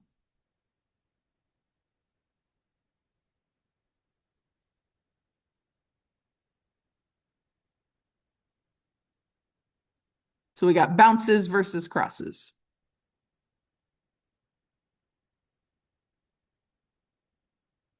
I feel like we did this one earlier. All right, end behavior. On the left, the graph is going up. So that's our bottom two choices. On the right, the graph is also going up. So it's up and up.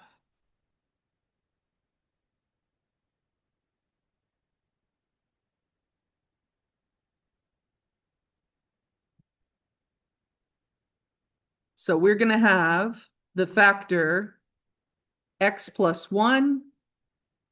We're going to raise that one to the second power. Then we'll have the factor x minus 2. We'll raise that one to the third power.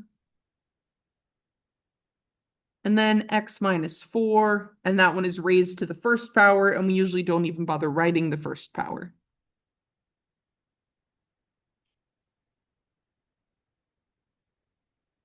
Now, there's a lot of polynomials that will go through those 3 zeros and have this behavior there.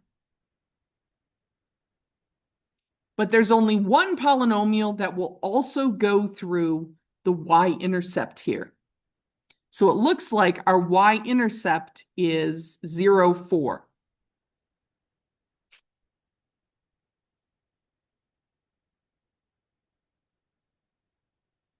So that means if I plug 0 into the function, I should get the number 4 as the result. So if I take f of x, I have an a constant in front. That a number applies a vertical stretch to the graph.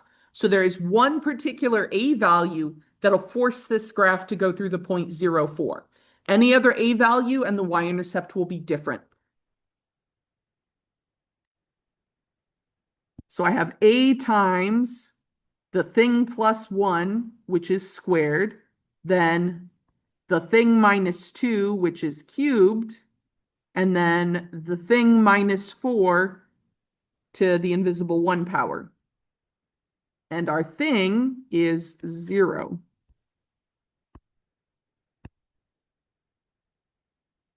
Now, f of 0 should equal 4. So I now have the number 4 on that side. A times 0 plus 1 is 1. 1 squared is 1. Times negative 2 to the third power is negative 8.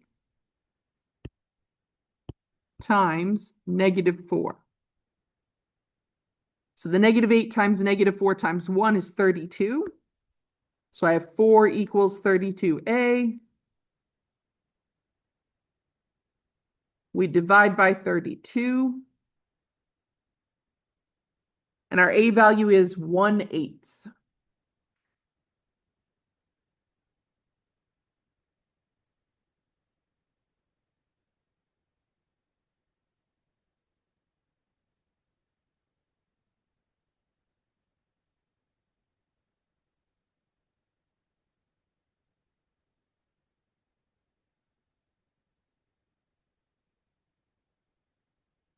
There, I moved it.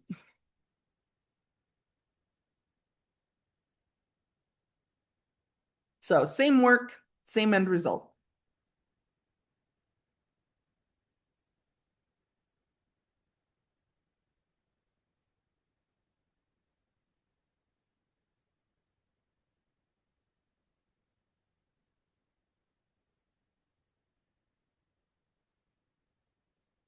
So the focus on these, though, is usually graphing the polynomial, figuring out the zeros, figuring out the factored form, and then the factored form with the multiplicity, find the y-intercept, and then give a rough sketch of the graph. As long as your x-intercepts and your y-intercepts are good and the graph is roughly going in the right direction, that's all we really care about. So if your graph was like mine, where it was like mine was way shorter than the actual graph, that's fine. As long as you're going through the points that we identified, it's good.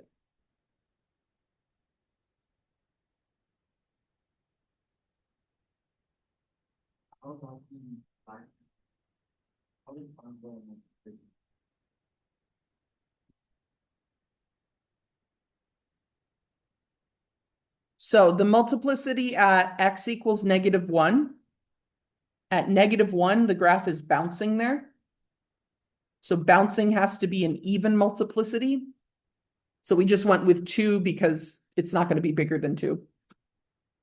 Then at our next one, at the x-intercept of 2, notice how it looks different from the x-intercept at 4. At 4, it's crossing with a straight line, nearly straight. Technically, there's a tiny curve to it, but right at 4, it's straight. Whereas if we zoom in and look around 2, the graph is not a perfectly straight diagonal line. The graph has more curvature to it. So that squiggly curve around 2 is what it looks like when it's still crossing. So it's still an odd multiplicity, but it's a higher degree than just a 1. And we usually don't go bigger than 3. So that's why I said it was multiplicity 3. Technically, a graph with multiplicity 5 there would look almost identical to this. The curvy bits would be a little curvier.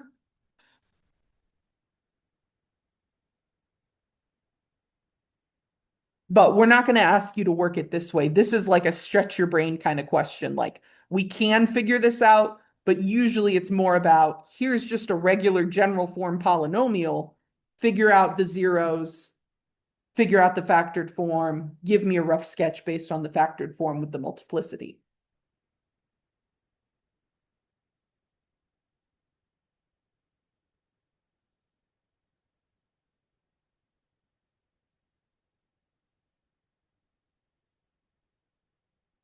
All right, we are a little overdue for a break.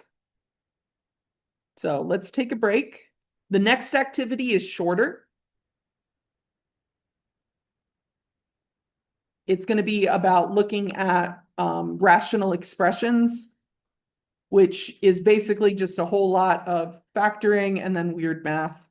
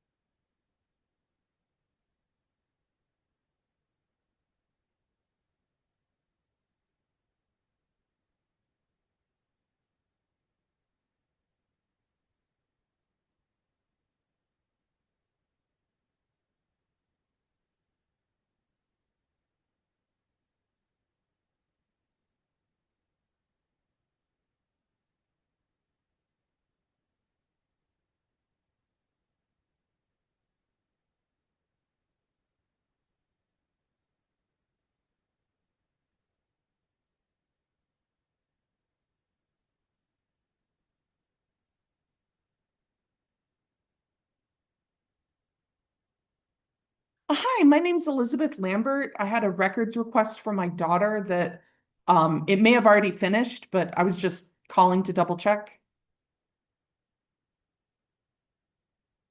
Uh, Yes, I spoke to the person who actually does the records request and she took my payment for it. She just wasn't, she was gonna try to get to it on Monday because I think she was off yesterday. I just don't know if she finished it or not. Because I told her yeah, go ahead. Oh, I want to say it started with an S, I think.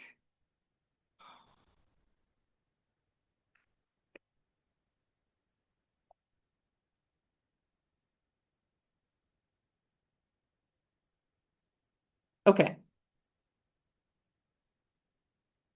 Uh-huh. Uh-huh. Okay.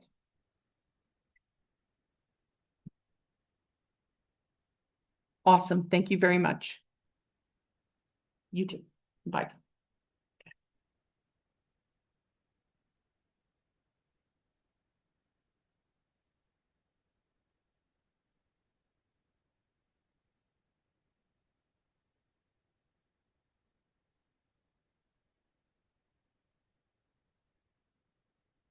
All right, I'm gonna go make this phone call in the hall. West phone.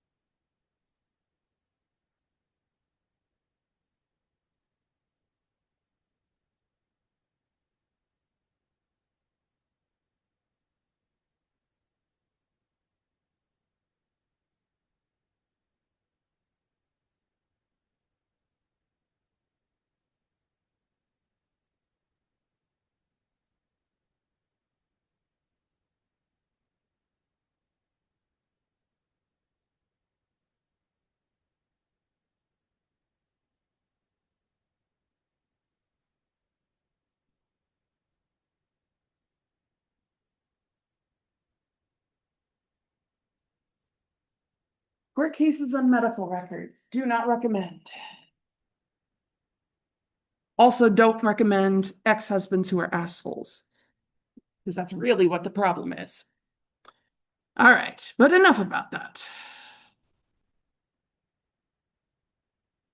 So let's look at, oh no, I gotta hit the back arrow.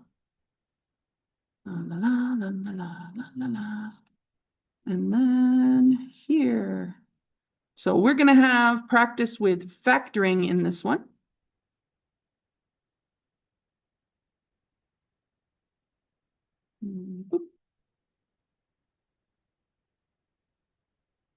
So what we're looking at is rational expressions and equations.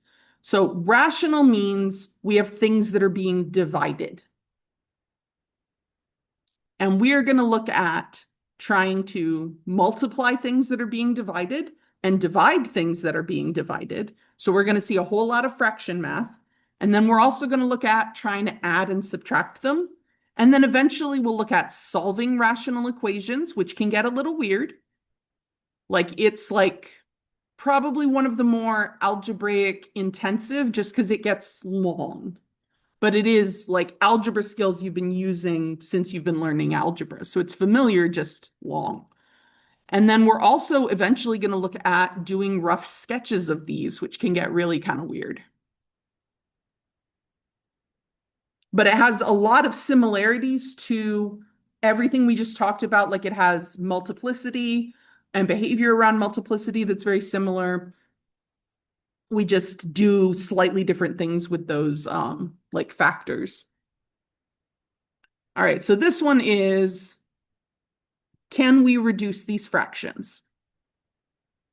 And yes, all of these can be reduced. So when we have 2 over 4, what does that simplify down to?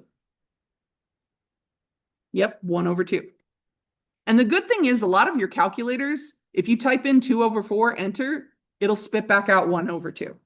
You might have to change the settings a little bit to get it to produce that fraction, or there might be a button you click to switch it from decimal form to fraction form, but they will actually, a lot of them will do the numeric reduction for you.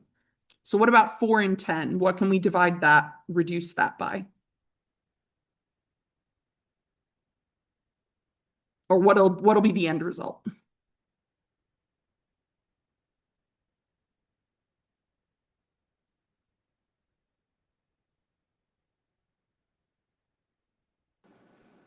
Two over 5. Yep, 2 over 5. They're both even, so we just divide them both by 2. 4 divided by 2 is 2. 10 divided by 2 is 5. So we're canceling out common factors on the top and the bottom of the fraction. So 4 can be factored into 2 times 2. 10 can be factored into 2 times 5. And then a 2 on top and a 2 on the bottom cancel out.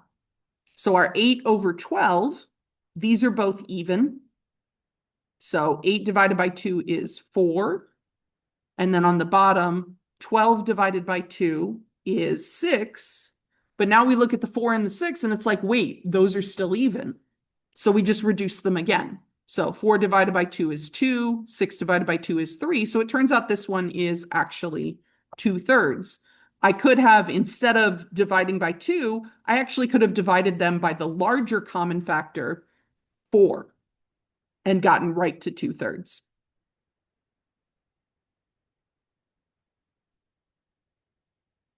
Now, what about 21 and 9? What are those both divisible by? Yep, 3. So 3 goes into 21 7 times, and 3 goes into 9 3 times. So when we have just numbers, we can do the reduction. We can figure out what thing can I divide on the top and the bottom. The same idea holds true even when we have algebraic fractions. And in fact, with the algebra portion, sometimes it's a little easier because it's very what you see, you can cancel. So 2x over 5x, well, I can reduce those x's out. So I would have just 2/5 left. X squared divided by an x. So there's two x's being multiplied on top for x squared, one x on the bottom. So one of the x's cancels, and we just have a single x left. Now the 15x squared over 6x, so let's put our fraction bar. We know we're going to have an x on top, because that's how our x's reduce. But now we got to figure out what the 15 and 6 do. So both of those are divisible by 3. So 15 divided by 3 is 5. 6 divided by 3 is 2. So 5x over 2. And then this one, there's our fraction bar. So 20 divided by 5, that actually divides nicely. That's just a 4. And then the x squared over x to the 6th. Here, based on the context, like I'm just going to cancel 2 of the x's on top with 2 of the x's on the bottom, and I'm going to leave the remaining 4 x's on the bottom. So I'll write it as 4 over x to the 4th, but this one could also be written as 4 times x to the negative 4th. Whoa, that was wrong. 4, nah, we'll leave it like that. That's what I wanted, cool.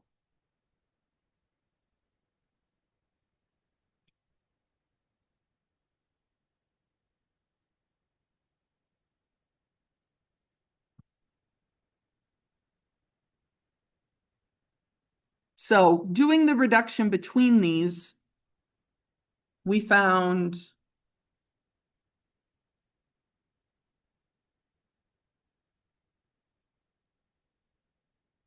B.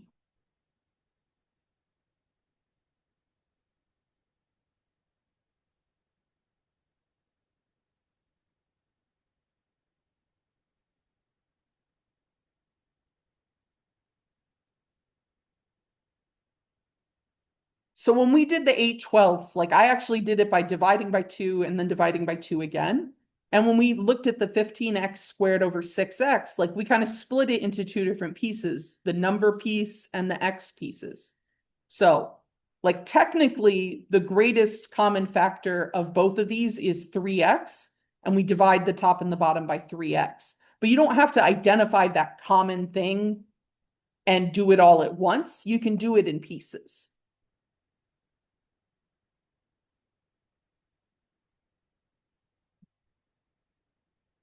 So when we have crazy rational expressions,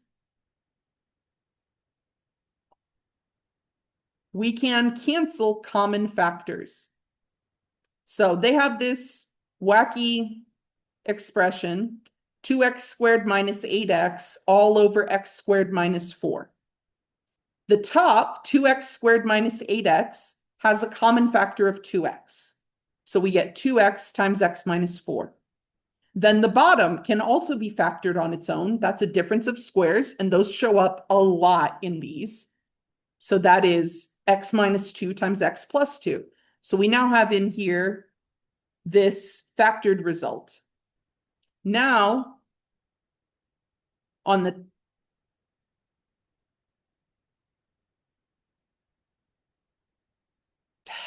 I hate bad examples. X minus 4 is not a common factor on the top and the bottom, because it's not a factor on the bottom. They just put it on the bottom and then canceled it out. This is a horrible example because that's not how the math works at all.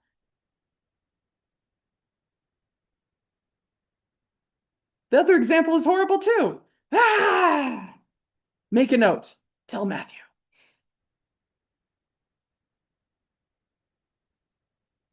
All right.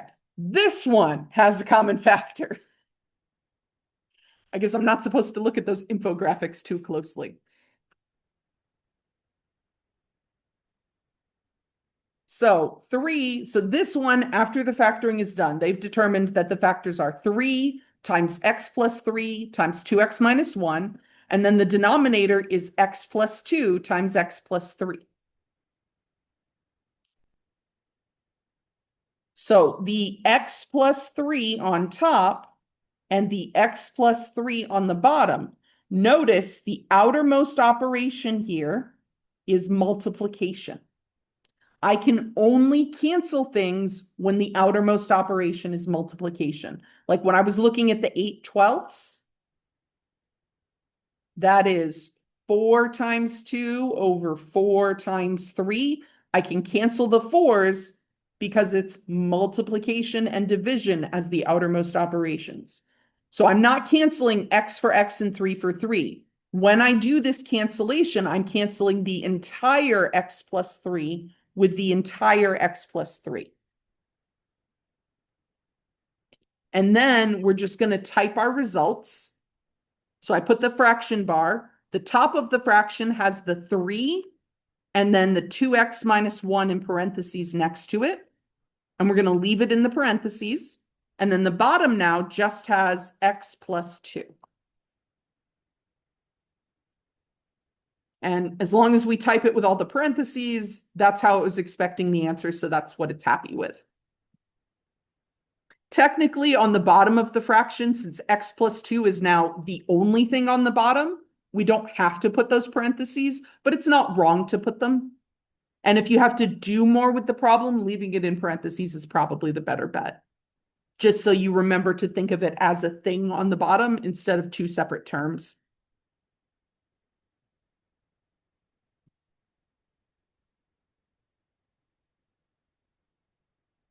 All right, so now we're going to argue with this guy.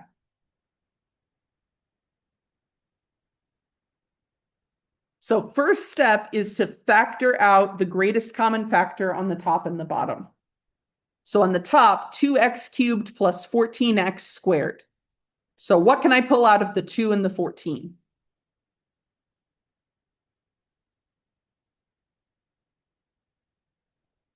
Yep, they're both divisible by 2. And then how many x's can we pull out of the top? So this first term has an x to the third. This second term has an x squared. So I think of it like, this is going to sound weird and it's going to make me sound old, but like when Oprah was a talk show, she would like give out presents. Everybody would get presents. You get a car, you get a car, everyone gets a car, which is total bullshit. You have to be able to pay taxes on the car, so you don't really get a car. But this is like Oprah's giving out the presents and we're like, how many of y'all can give back the presents so I know what she gave y'all?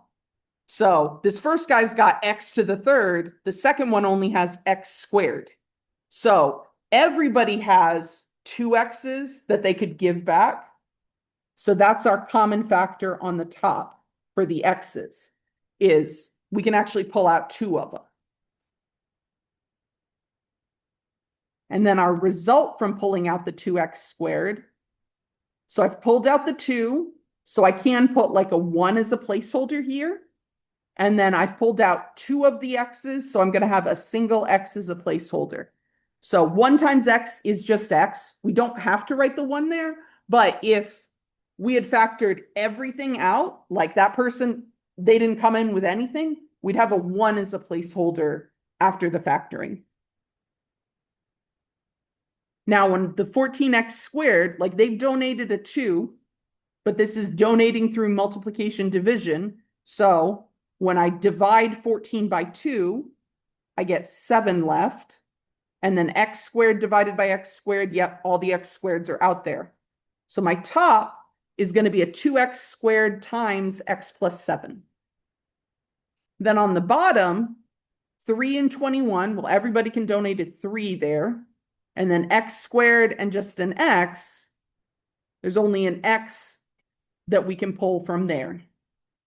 So on the bottom, then we'll have x plus 21x divided by 3x. That's another way to look at the factoring once you've determined the greatest common factor, is you just do the division. So that would be just 7 left. So our answer here is that second one, at least on my list. And now we're going to actually cancel out the common factors. So there's a whole x plus 7 that cancels out the whole x plus 7. So those are gone. Then there's also a single x on the bottom with, there's two x's on top.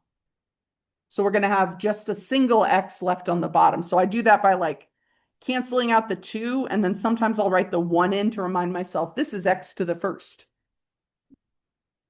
But our final result, like we started with a whole crazy mess, and we end up with 2x over 3.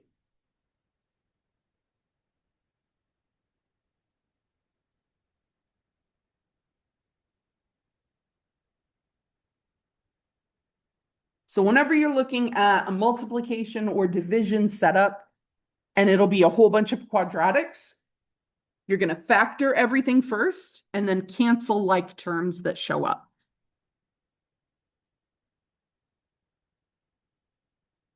Oy. Goodness. So 4 groups of 3 cards. Okay, so we have quadratics and cubics. And we are trying to figure out how these factor.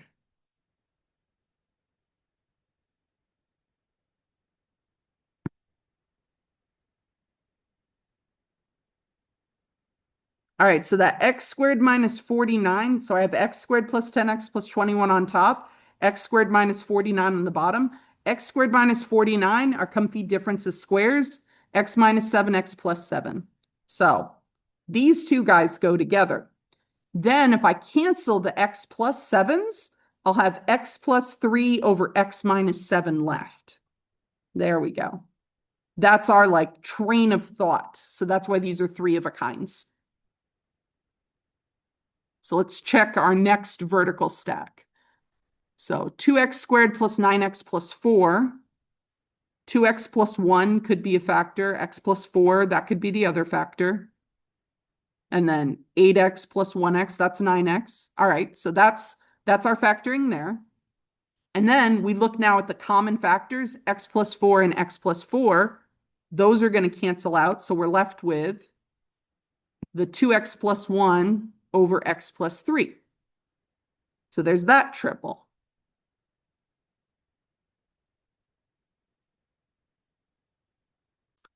And then we got this. I'm going to rearrange that order. So this one is a third degree polynomial over a second degree polynomial. Now I can actually factor this third degree polynomial. That's what the hint says. Factor by grouping when there are 4 terms. So if I look at the first 2 terms, I can pull out an x squared, and the result would be an x plus 7. And then the other side would be minus 4 times x plus 7. So there is an x plus 7 times x squared minus 4. And then the bottom 2x plus 1 times x minus 2. Yes. So that is apparently the partially factored form. Now the x squared minus 4 can actually be factored further because that's a difference of squares. So that would be an x minus 2 times x plus 2. And then if I finish that, the x minus 2's will cancel. I'll only have 2x plus 1 on the bottom. I'll have that x plus 7 on top, and then just the x plus 2 that's left over from the difference of squares factoring. So then that means the other 3 must also go together. And notice the bottom of this one is actually the top of the previous one. So those 2 polynomials are the same. So x plus 7 times x squared minus 4. And the top, if we do factor by grouping, also has an x squared minus 4. So the x squareds minus 4 cancel out, and we just have x minus 3 times x plus 7. So a whole lot of canceling can go on in these, or sometimes it won't be that much. But the first step is doing a whole lot of factoring. And that can take a fair amount of time to practice with.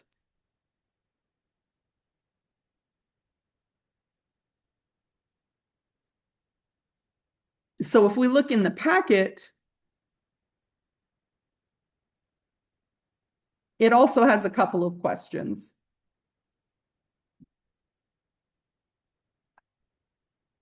including an extra one that didn't get covered in here, but it should be covered in the next section.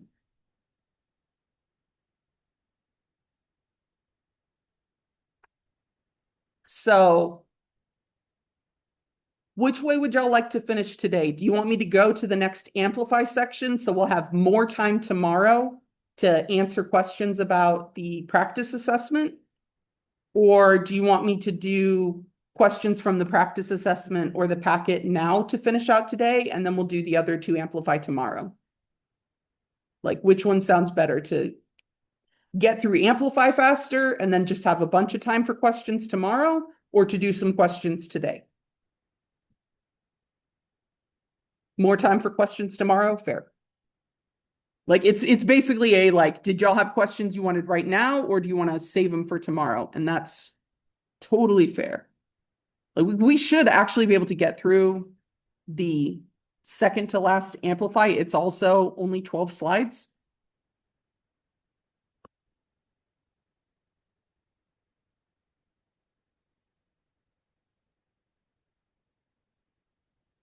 And that's the same infographic. So this one is focusing on solving rational equations. There's two main examples. The first example is a fraction is equal to a fraction. Notice they put a little box here for the restrictions. Whatever is being divided by in these fractions, those are domain restrictions, which means for solving my equation, those answers are not allowed to be accepted as correct solutions. So x cannot be positive 2, x cannot be negative 2.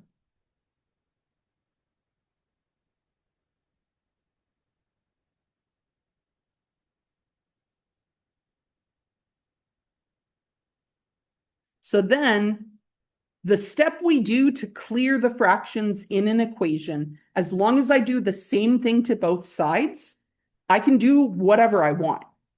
So here we choose to multiply by something very strange looking, but it is the lowest common denominator. If I was going to add or subtract these two fractions, I would need the denominator to have both parts, an x minus 2 and an x plus 2.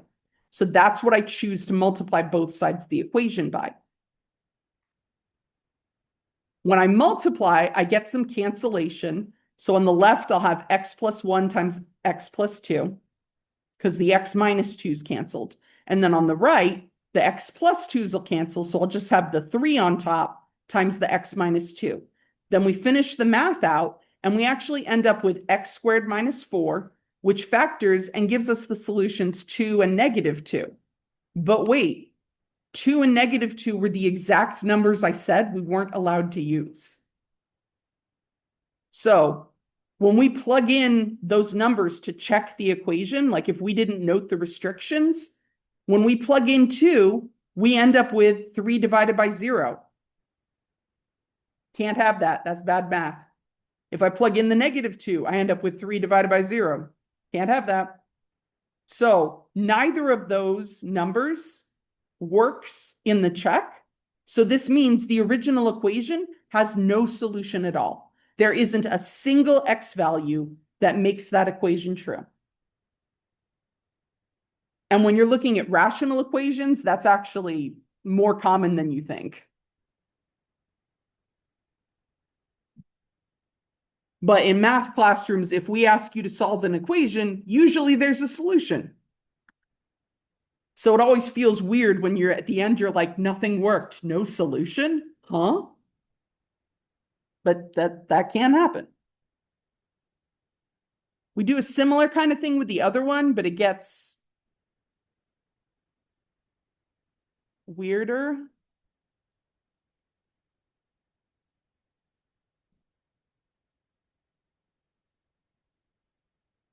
Oh yeah, that doesn't factor.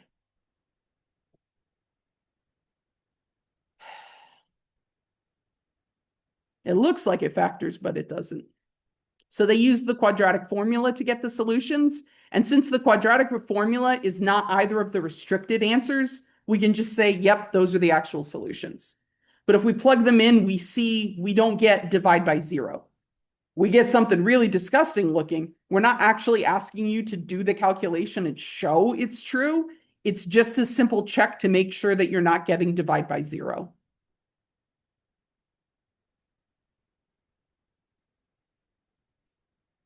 So here is like a much older equation. You probably would have seen this in middle school, maybe. So fractions everywhere. And this is the kind of equation my teacher would be like, you just got to deal with those fractions. You got to get a common denominator. Common denominator is like the most painful way to do this one. But my math teacher enjoyed torturing us.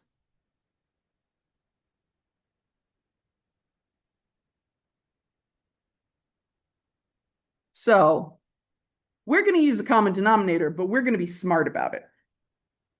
So my denominators are 2, 3, and 6. So what is a number that all of those divide into?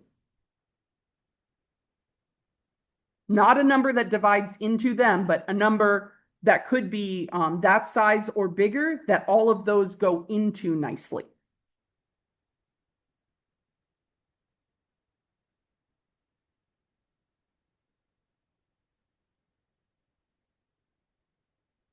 So what number? So 1 is a number that would go nicely into all of them. I'm asking the question the other way around.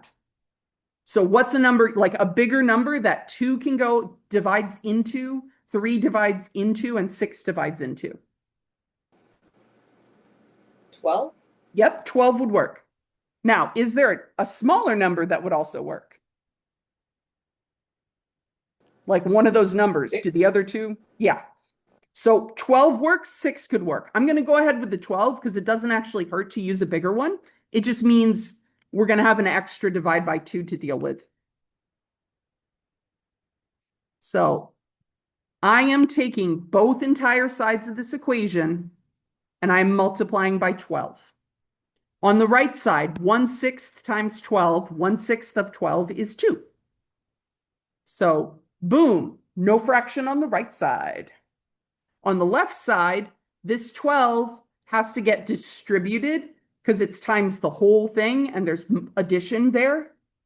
So we have to distribute. So I'm going to have 12 times x over 2 plus 12 times 2x over 3. All right, now we're going to deal with those fractions. So 12 times x is 12x. And then we can divide it by 2. 2 goes into 12 6 times, so we're going to get 6 with an x. Then our 12 times 2x over 3, the 3 goes into 12 4 times. 4 times 2x is 8x, so we have 6x plus 8x. And then still equals 2. So in 2 steps, our fractions are gone. First time someone showed me this, I got so mad at like several teachers.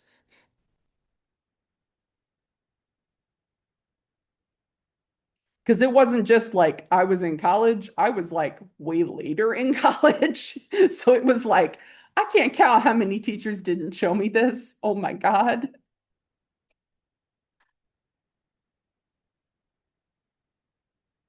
So if you've never seen this before, I apologize. Sometimes it's because your math teachers never saw it before. So 8x plus, or 6x plus 8x is 14x. And then if 14x equals 2, we divide both sides by 14. And then 2 over 14 reduces. They're both divisible by 2. So we get 1 over 7.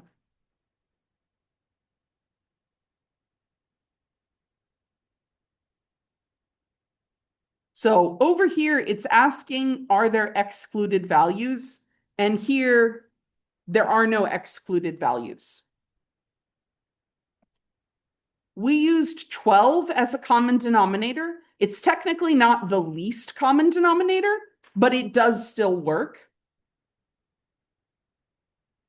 Our resulting equation ended up being 6x plus 8x equals 2.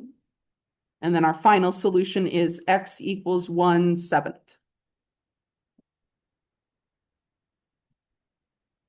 This is just an organizational tool. It's not like saying any of our answers are right or wrong. Its job isn't that. It's just reminding us for more complicated equations, we're going to need to pay attention for excluded values.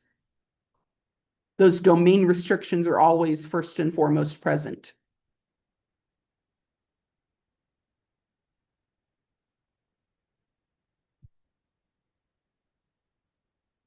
So they multiplied by 6. They ended up with 3x plus 4x equals 1, and then got x equals 1/7. Totally works. Now, what if we make our equation a little uglier? So 1 over x minus 2 plus 1 over x plus 2 is supposed to equal 4 over x squared minus 4.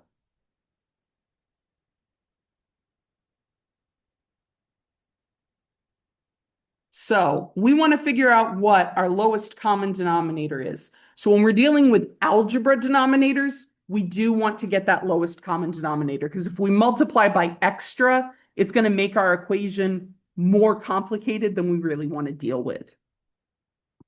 So I'm going to doodle over here. That x squared minus 4, that is, and this is very often the case with these kind of equations, that is the two other denominators we see multiplied together.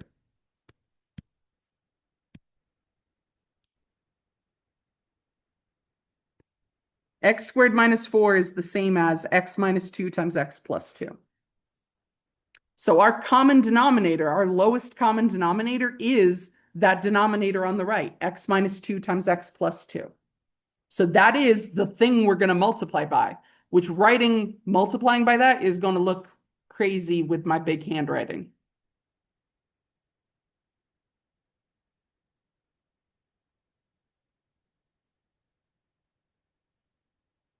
All right, so let's start with the original equation.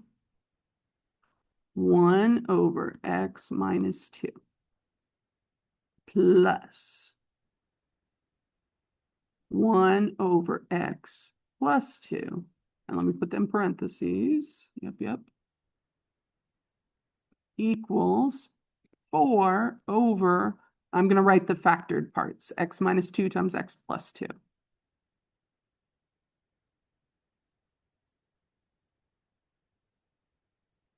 So now our common denominator is x minus 2 times x plus 2.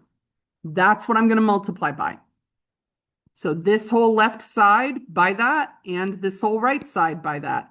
And now you can see, like, I have no room.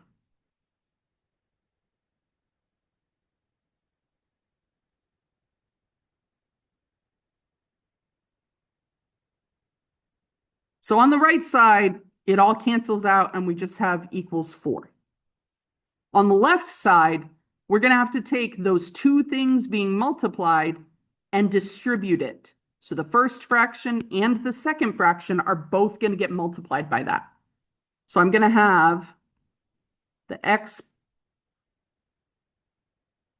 minus 2 times x plus 2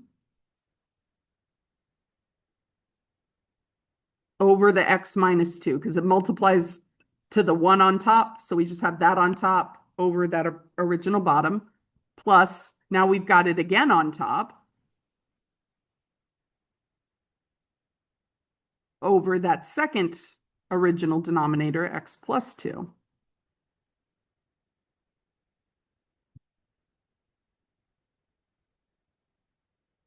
And now the x minus 2's cancel in the left fraction. The x plus 2's cancel in the right fraction. So I have x plus 2 plus x minus 2 equals 4. So I went from horrible fraction equation to poof, equation has no more fractions. I love that step.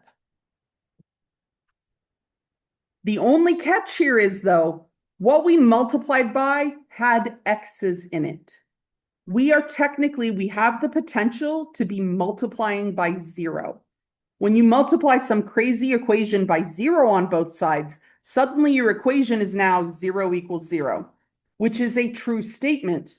But if we started with 2 equals 7, my equation wasn't equal at all, and now suddenly it looks like it's equal. So that's why this process has a caveat, because we're multiplying by an x. If we multiply by x or divide by x, we have the potential to introduce extraneous solutions or divide solutions out.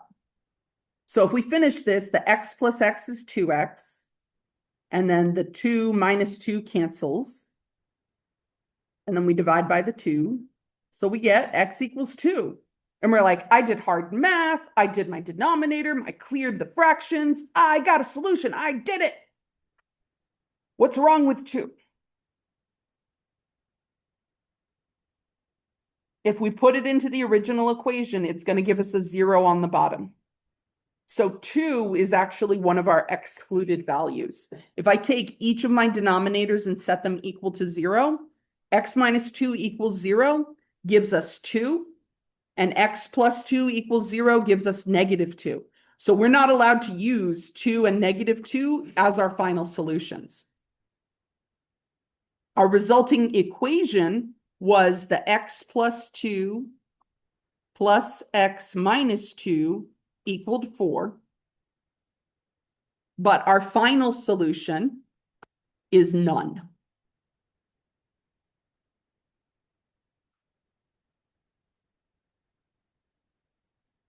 And that's what we see over here, no real solution.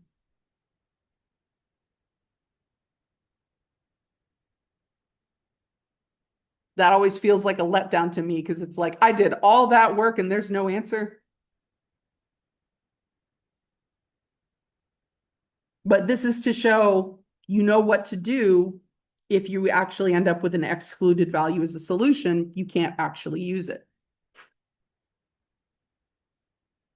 And there are a lot of real world systems that have, these are like boundary values typically, values that like would make no sense. Like, my business will minimize costs if I never make anything.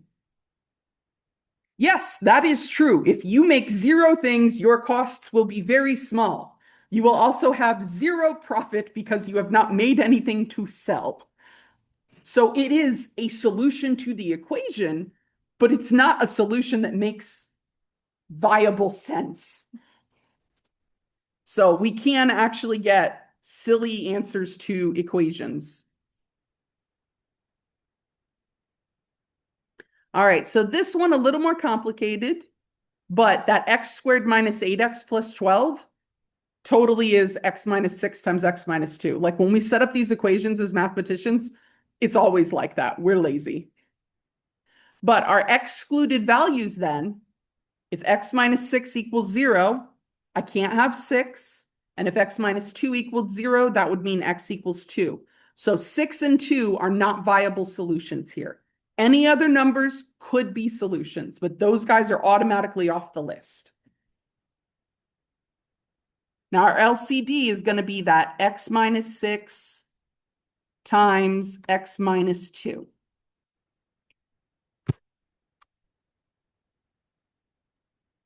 Now I'm going to cheat a little bit and I'm going to write that common denominator up here on the screen. So x minus 6 times x minus 2. X minus 6 times x minus 2. X minus 6 times x minus 2. So I wrote on the diagonal because I didn't have enough room to write horizontally.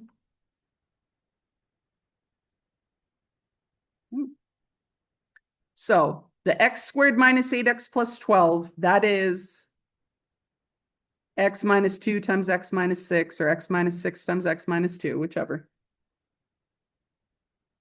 So my x minus 6, that's the same on the top and the bottom in 2 of the situations, so I cancel those guys out.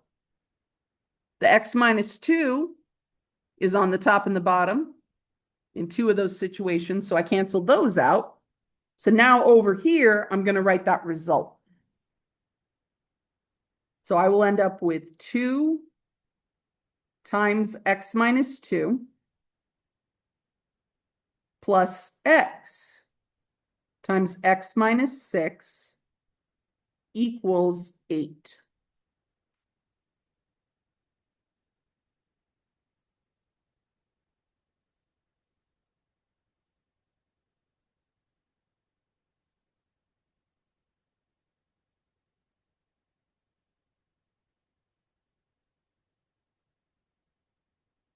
All right, so we got parentheses to deal with, but the fractions are gone.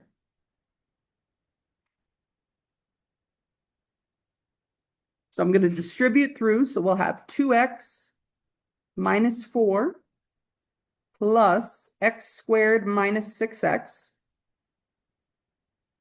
And that equals 8.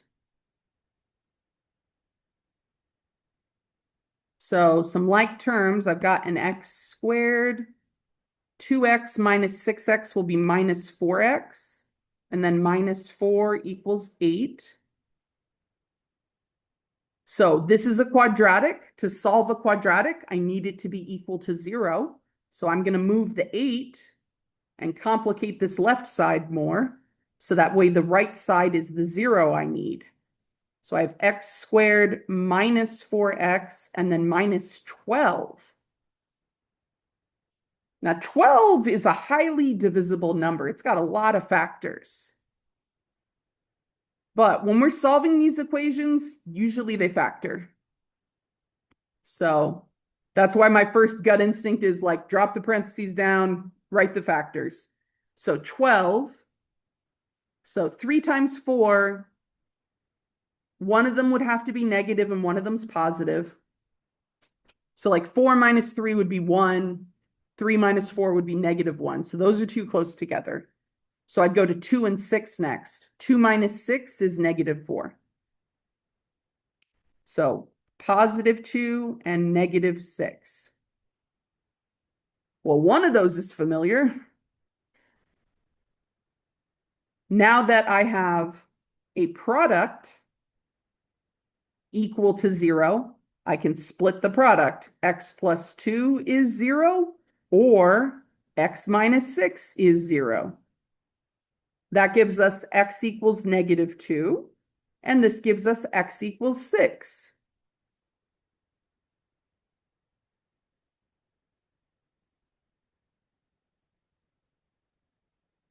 So, what is our final solution?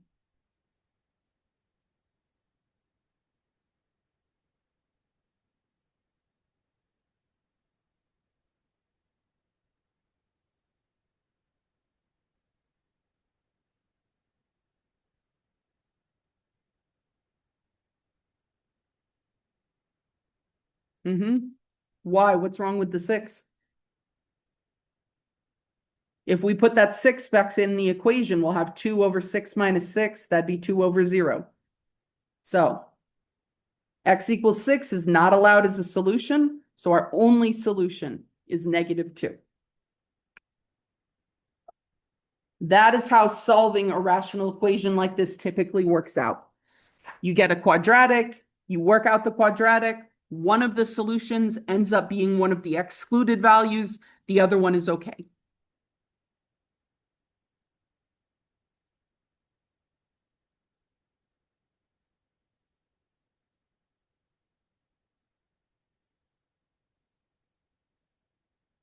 Now our next one, the denominator isn't as complicated. It's just x squared, 3x squared, and x squared. So what's the value that we're not allowed to use here?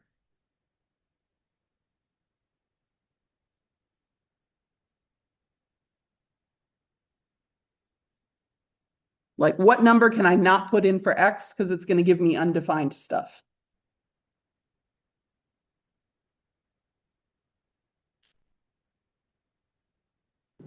0. Yep, 0. So it looks a little weird. Like before, when it was x minus 6, it's like, okay, yeah, I can see the 6 is bad there. When it's just an x, like a lot of people forget that means 0 can't be put in there because it looks a little different. But this is what it looks like when 0 is the excluded value. There's no number being added or subtracted to the x. Now, our lowest common denominator, we need an x squared, but one of the fractions has a 3. So we're going to have to multiply by 3x squared for our lowest common denominator to get everything to cancel out. Now, when I do that, this guy gets a 3x squared. This guy gets a 3x squared. This guy gets a 3x squared.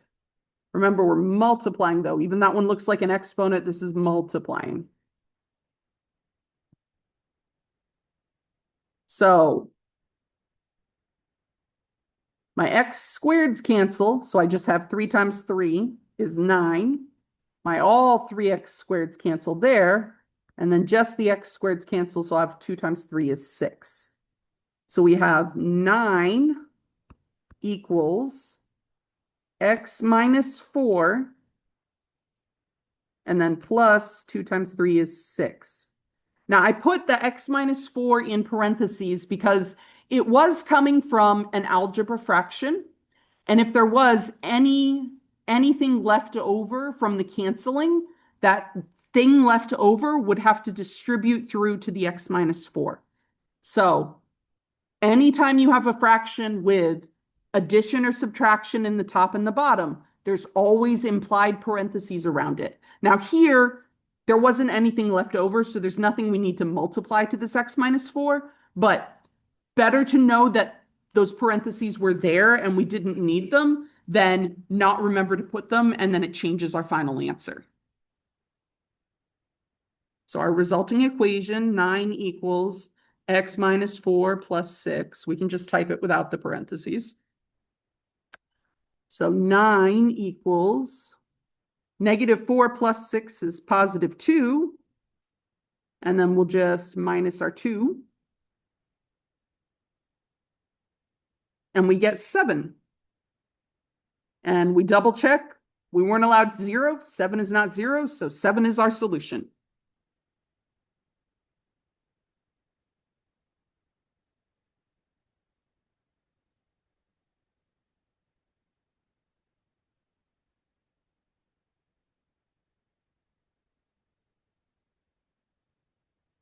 So questions so far on how we're handling solving these equations?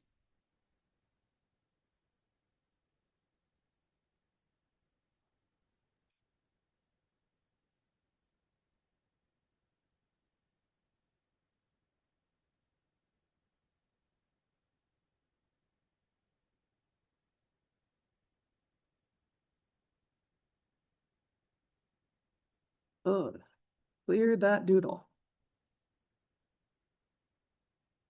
All right, so this one's going to be a little more annoying. But our excluded values, I can see what numbers am I excluding here?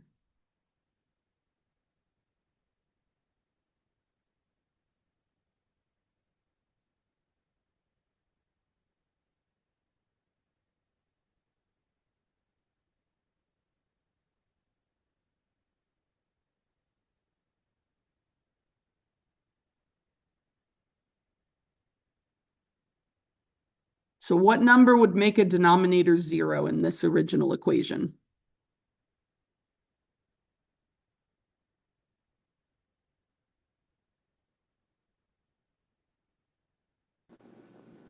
Three and minus 3.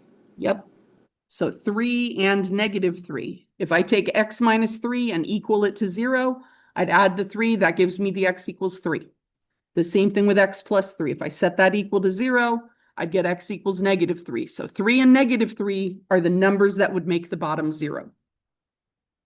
So I'm not allowed those as solutions.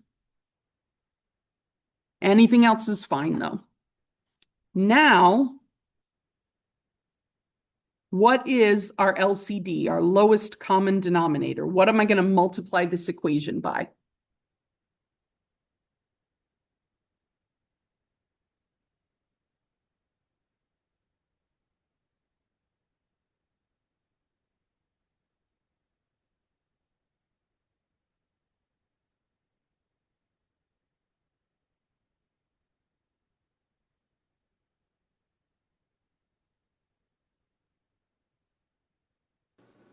X plus 3, X minus 3. Yep. That is what x squared minus 9 factors into. X minus 3 times x plus 3 or x plus 3 times x minus 3. The order you write it in doesn't matter. So that is my LCD. Type that bad boy in. X minus 3, boop, boop, x plus 3. Boop. So that's what I'm going to multiply by.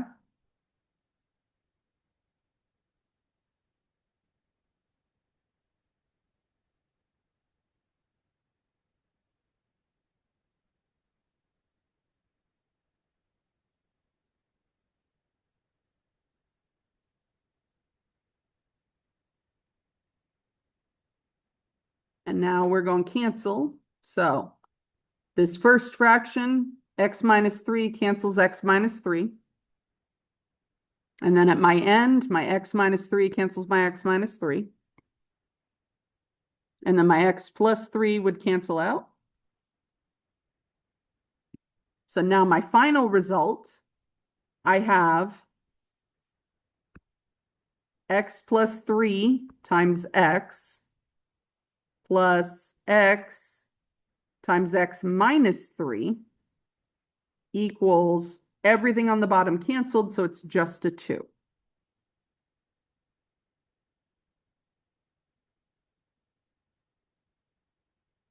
So x times x plus 3 plus x times x minus 3 equals 2. All right, so now we got some distribution. Everybody gets an x.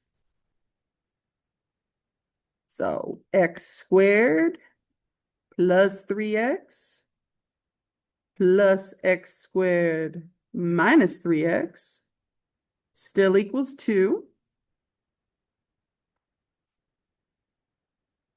So x squared and x squared is 2x squareds. 3x minus 3x, oh, that cancels. So we have 2x squared equals 2.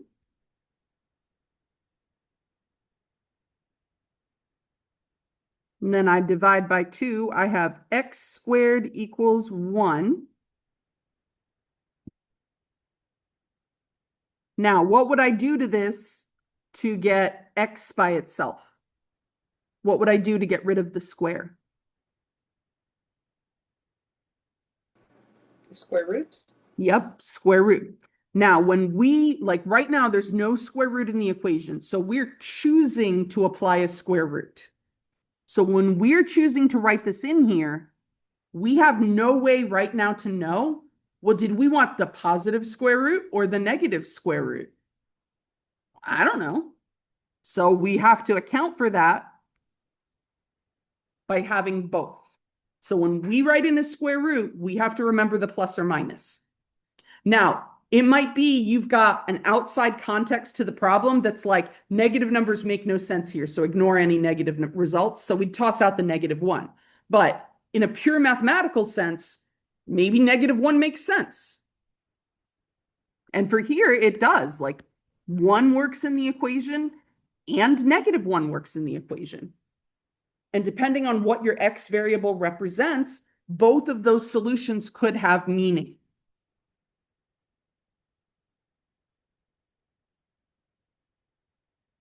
Now we double check. Those are not our excluded no values. So both of those are our solutions.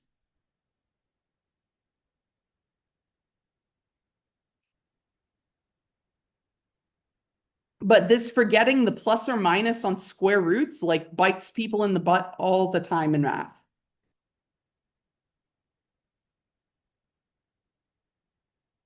Now, the annoying thing is like in a lot of application settings, the negative numbers really don't have a lot of meaning, but sometimes they do. Like sometimes you're looking at, oh, this thing will work out at 2 seconds and at 4 seconds. But if you weren't remembering the plus or minus, you might only get the 4 seconds as your result. And then at 2 seconds, the thing happens and you're like, what's going on? It wasn't supposed to do it till the 4.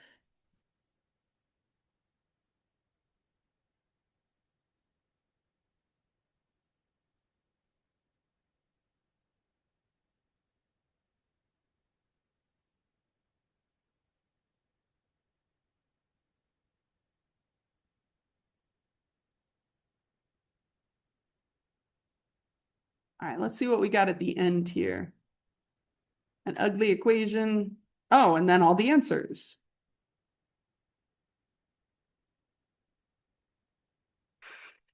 All right, so they put the quadratic on the left side with the other fraction being added. Whatever. But that quadratic, again, is the same as the other two denominators. So x squared plus 3x plus 2. If I factor that guy, that is x and 1 and 2, and everything would be positive. And that is my other two denominators. So yes, that's our lowest common denominator.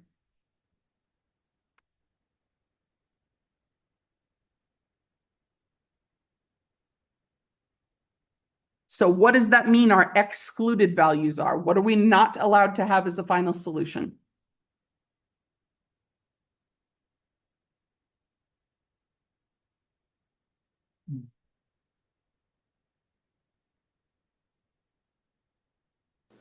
-1 and -2. Yep, -1 and -2. That's what that quadratic would solve to be if we set it equal to 0. So now we're going to multiply by the LCD. So on this first fraction, like it'll completely cancel out. This is what a lot of mathematicians will do. They're like holding, we're going to multiply by that thing in our head. So we'll just have x minus 1 left over plus 2x times the x plus 2 would cancel. So we'd have x plus 1 equals that has x minus 1. And then the x plus 1 would cancel. So we'll have x plus 2. So if you like search online, some people will do the step and they've said all the words, but they haven't written the work down. So it's not mathematically wrong. It results in, if you're looking at the work afterwards, it's like, how did you magically get to that equation? And I was doing all the same steps we were doing. I just didn't write the LCD down and draw out the cancellation. And the only reason I'm speeding it up a little is because we're almost out of time. So x minus 1 on top is okay. The 2x is going to have to distribute. So we'll have 2x squared plus 2x. And then on this other side, we're going to get a full quadratic. X squared minus 1x plus 2x minus 2. So now I've got a 2x squared, x plus 2x is plus 3x minus 1 equals x squared plus 1x minus 2. Now I got to get everything on the same side. So I'm going to minus the x squared. So I'm still going to have an x squared. So that means over here, I need it to equal 0. So I'm going to minus the 1x and add the 2. So we have x squared plus 2x plus 1. And it turns out that guy actually factors. That is, in fact, a perfect square trinomial. This is x plus 1 times x plus 1. So we get x plus 1 equals 0, which is x is equal to -1. And then I check. No solution. No answer allowed.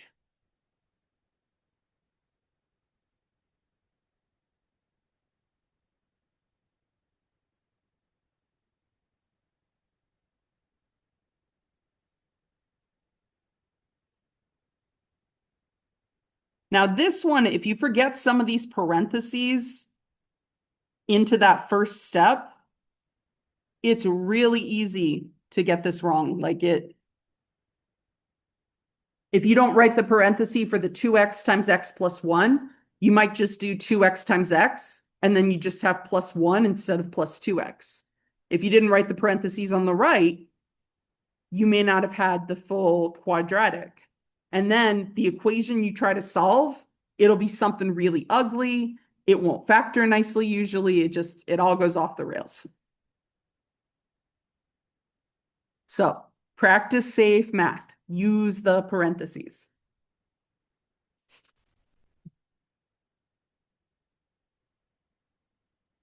All right, so the practice booklet questions are designed to like give you good practice for the assessment. There's not as many questions at the end because these questions take a lot more time to work through. But I would compare them against the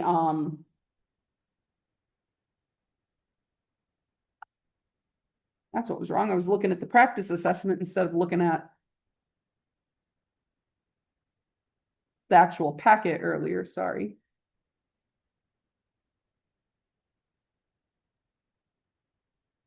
So yeah, there is 5 equations to practice. And then there is quite a number of expressions to work with. Let me double check in here though.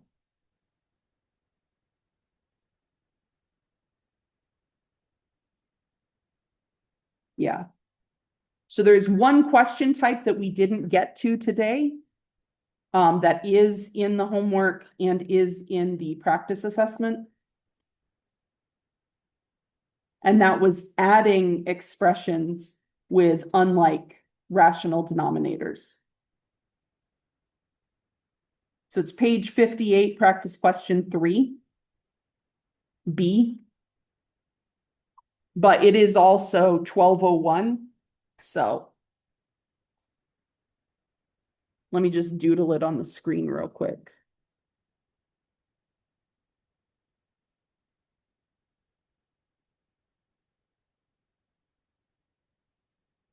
So subtracting these things, you figure out what's missing on each one, multiply the top and the bottom by that, distribute on top, then the bottoms will match. You can combine it as one fraction, combine any like terms on top, and then that's typically you're done. We just didn't have any examples in the Amplify that did this. So I can start out next class with that example because it did show up on the practice assessment. So I want to make sure we cover one of those. But it's very similar to some of the skills we were using in the equation solving. It's just in the equation solving, stuff canceled out. Here, I can't actually cancel those denominators out because there's no other side of the equation that I can leverage to multiply both sides. I have 2 fractions, but that's not 2 sides of an equation.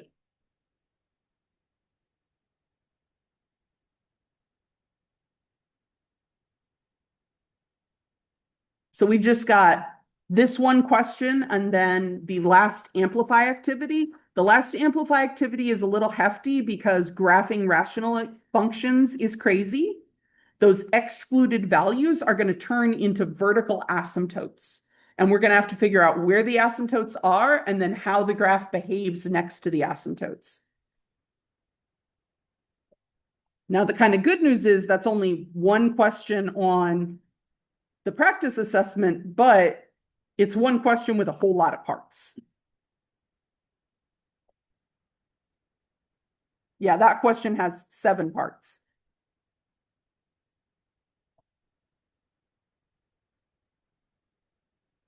But a lot of those parts we've done before, so we can do it. So that is all I have for today. Let me stop the recording so I'm not recording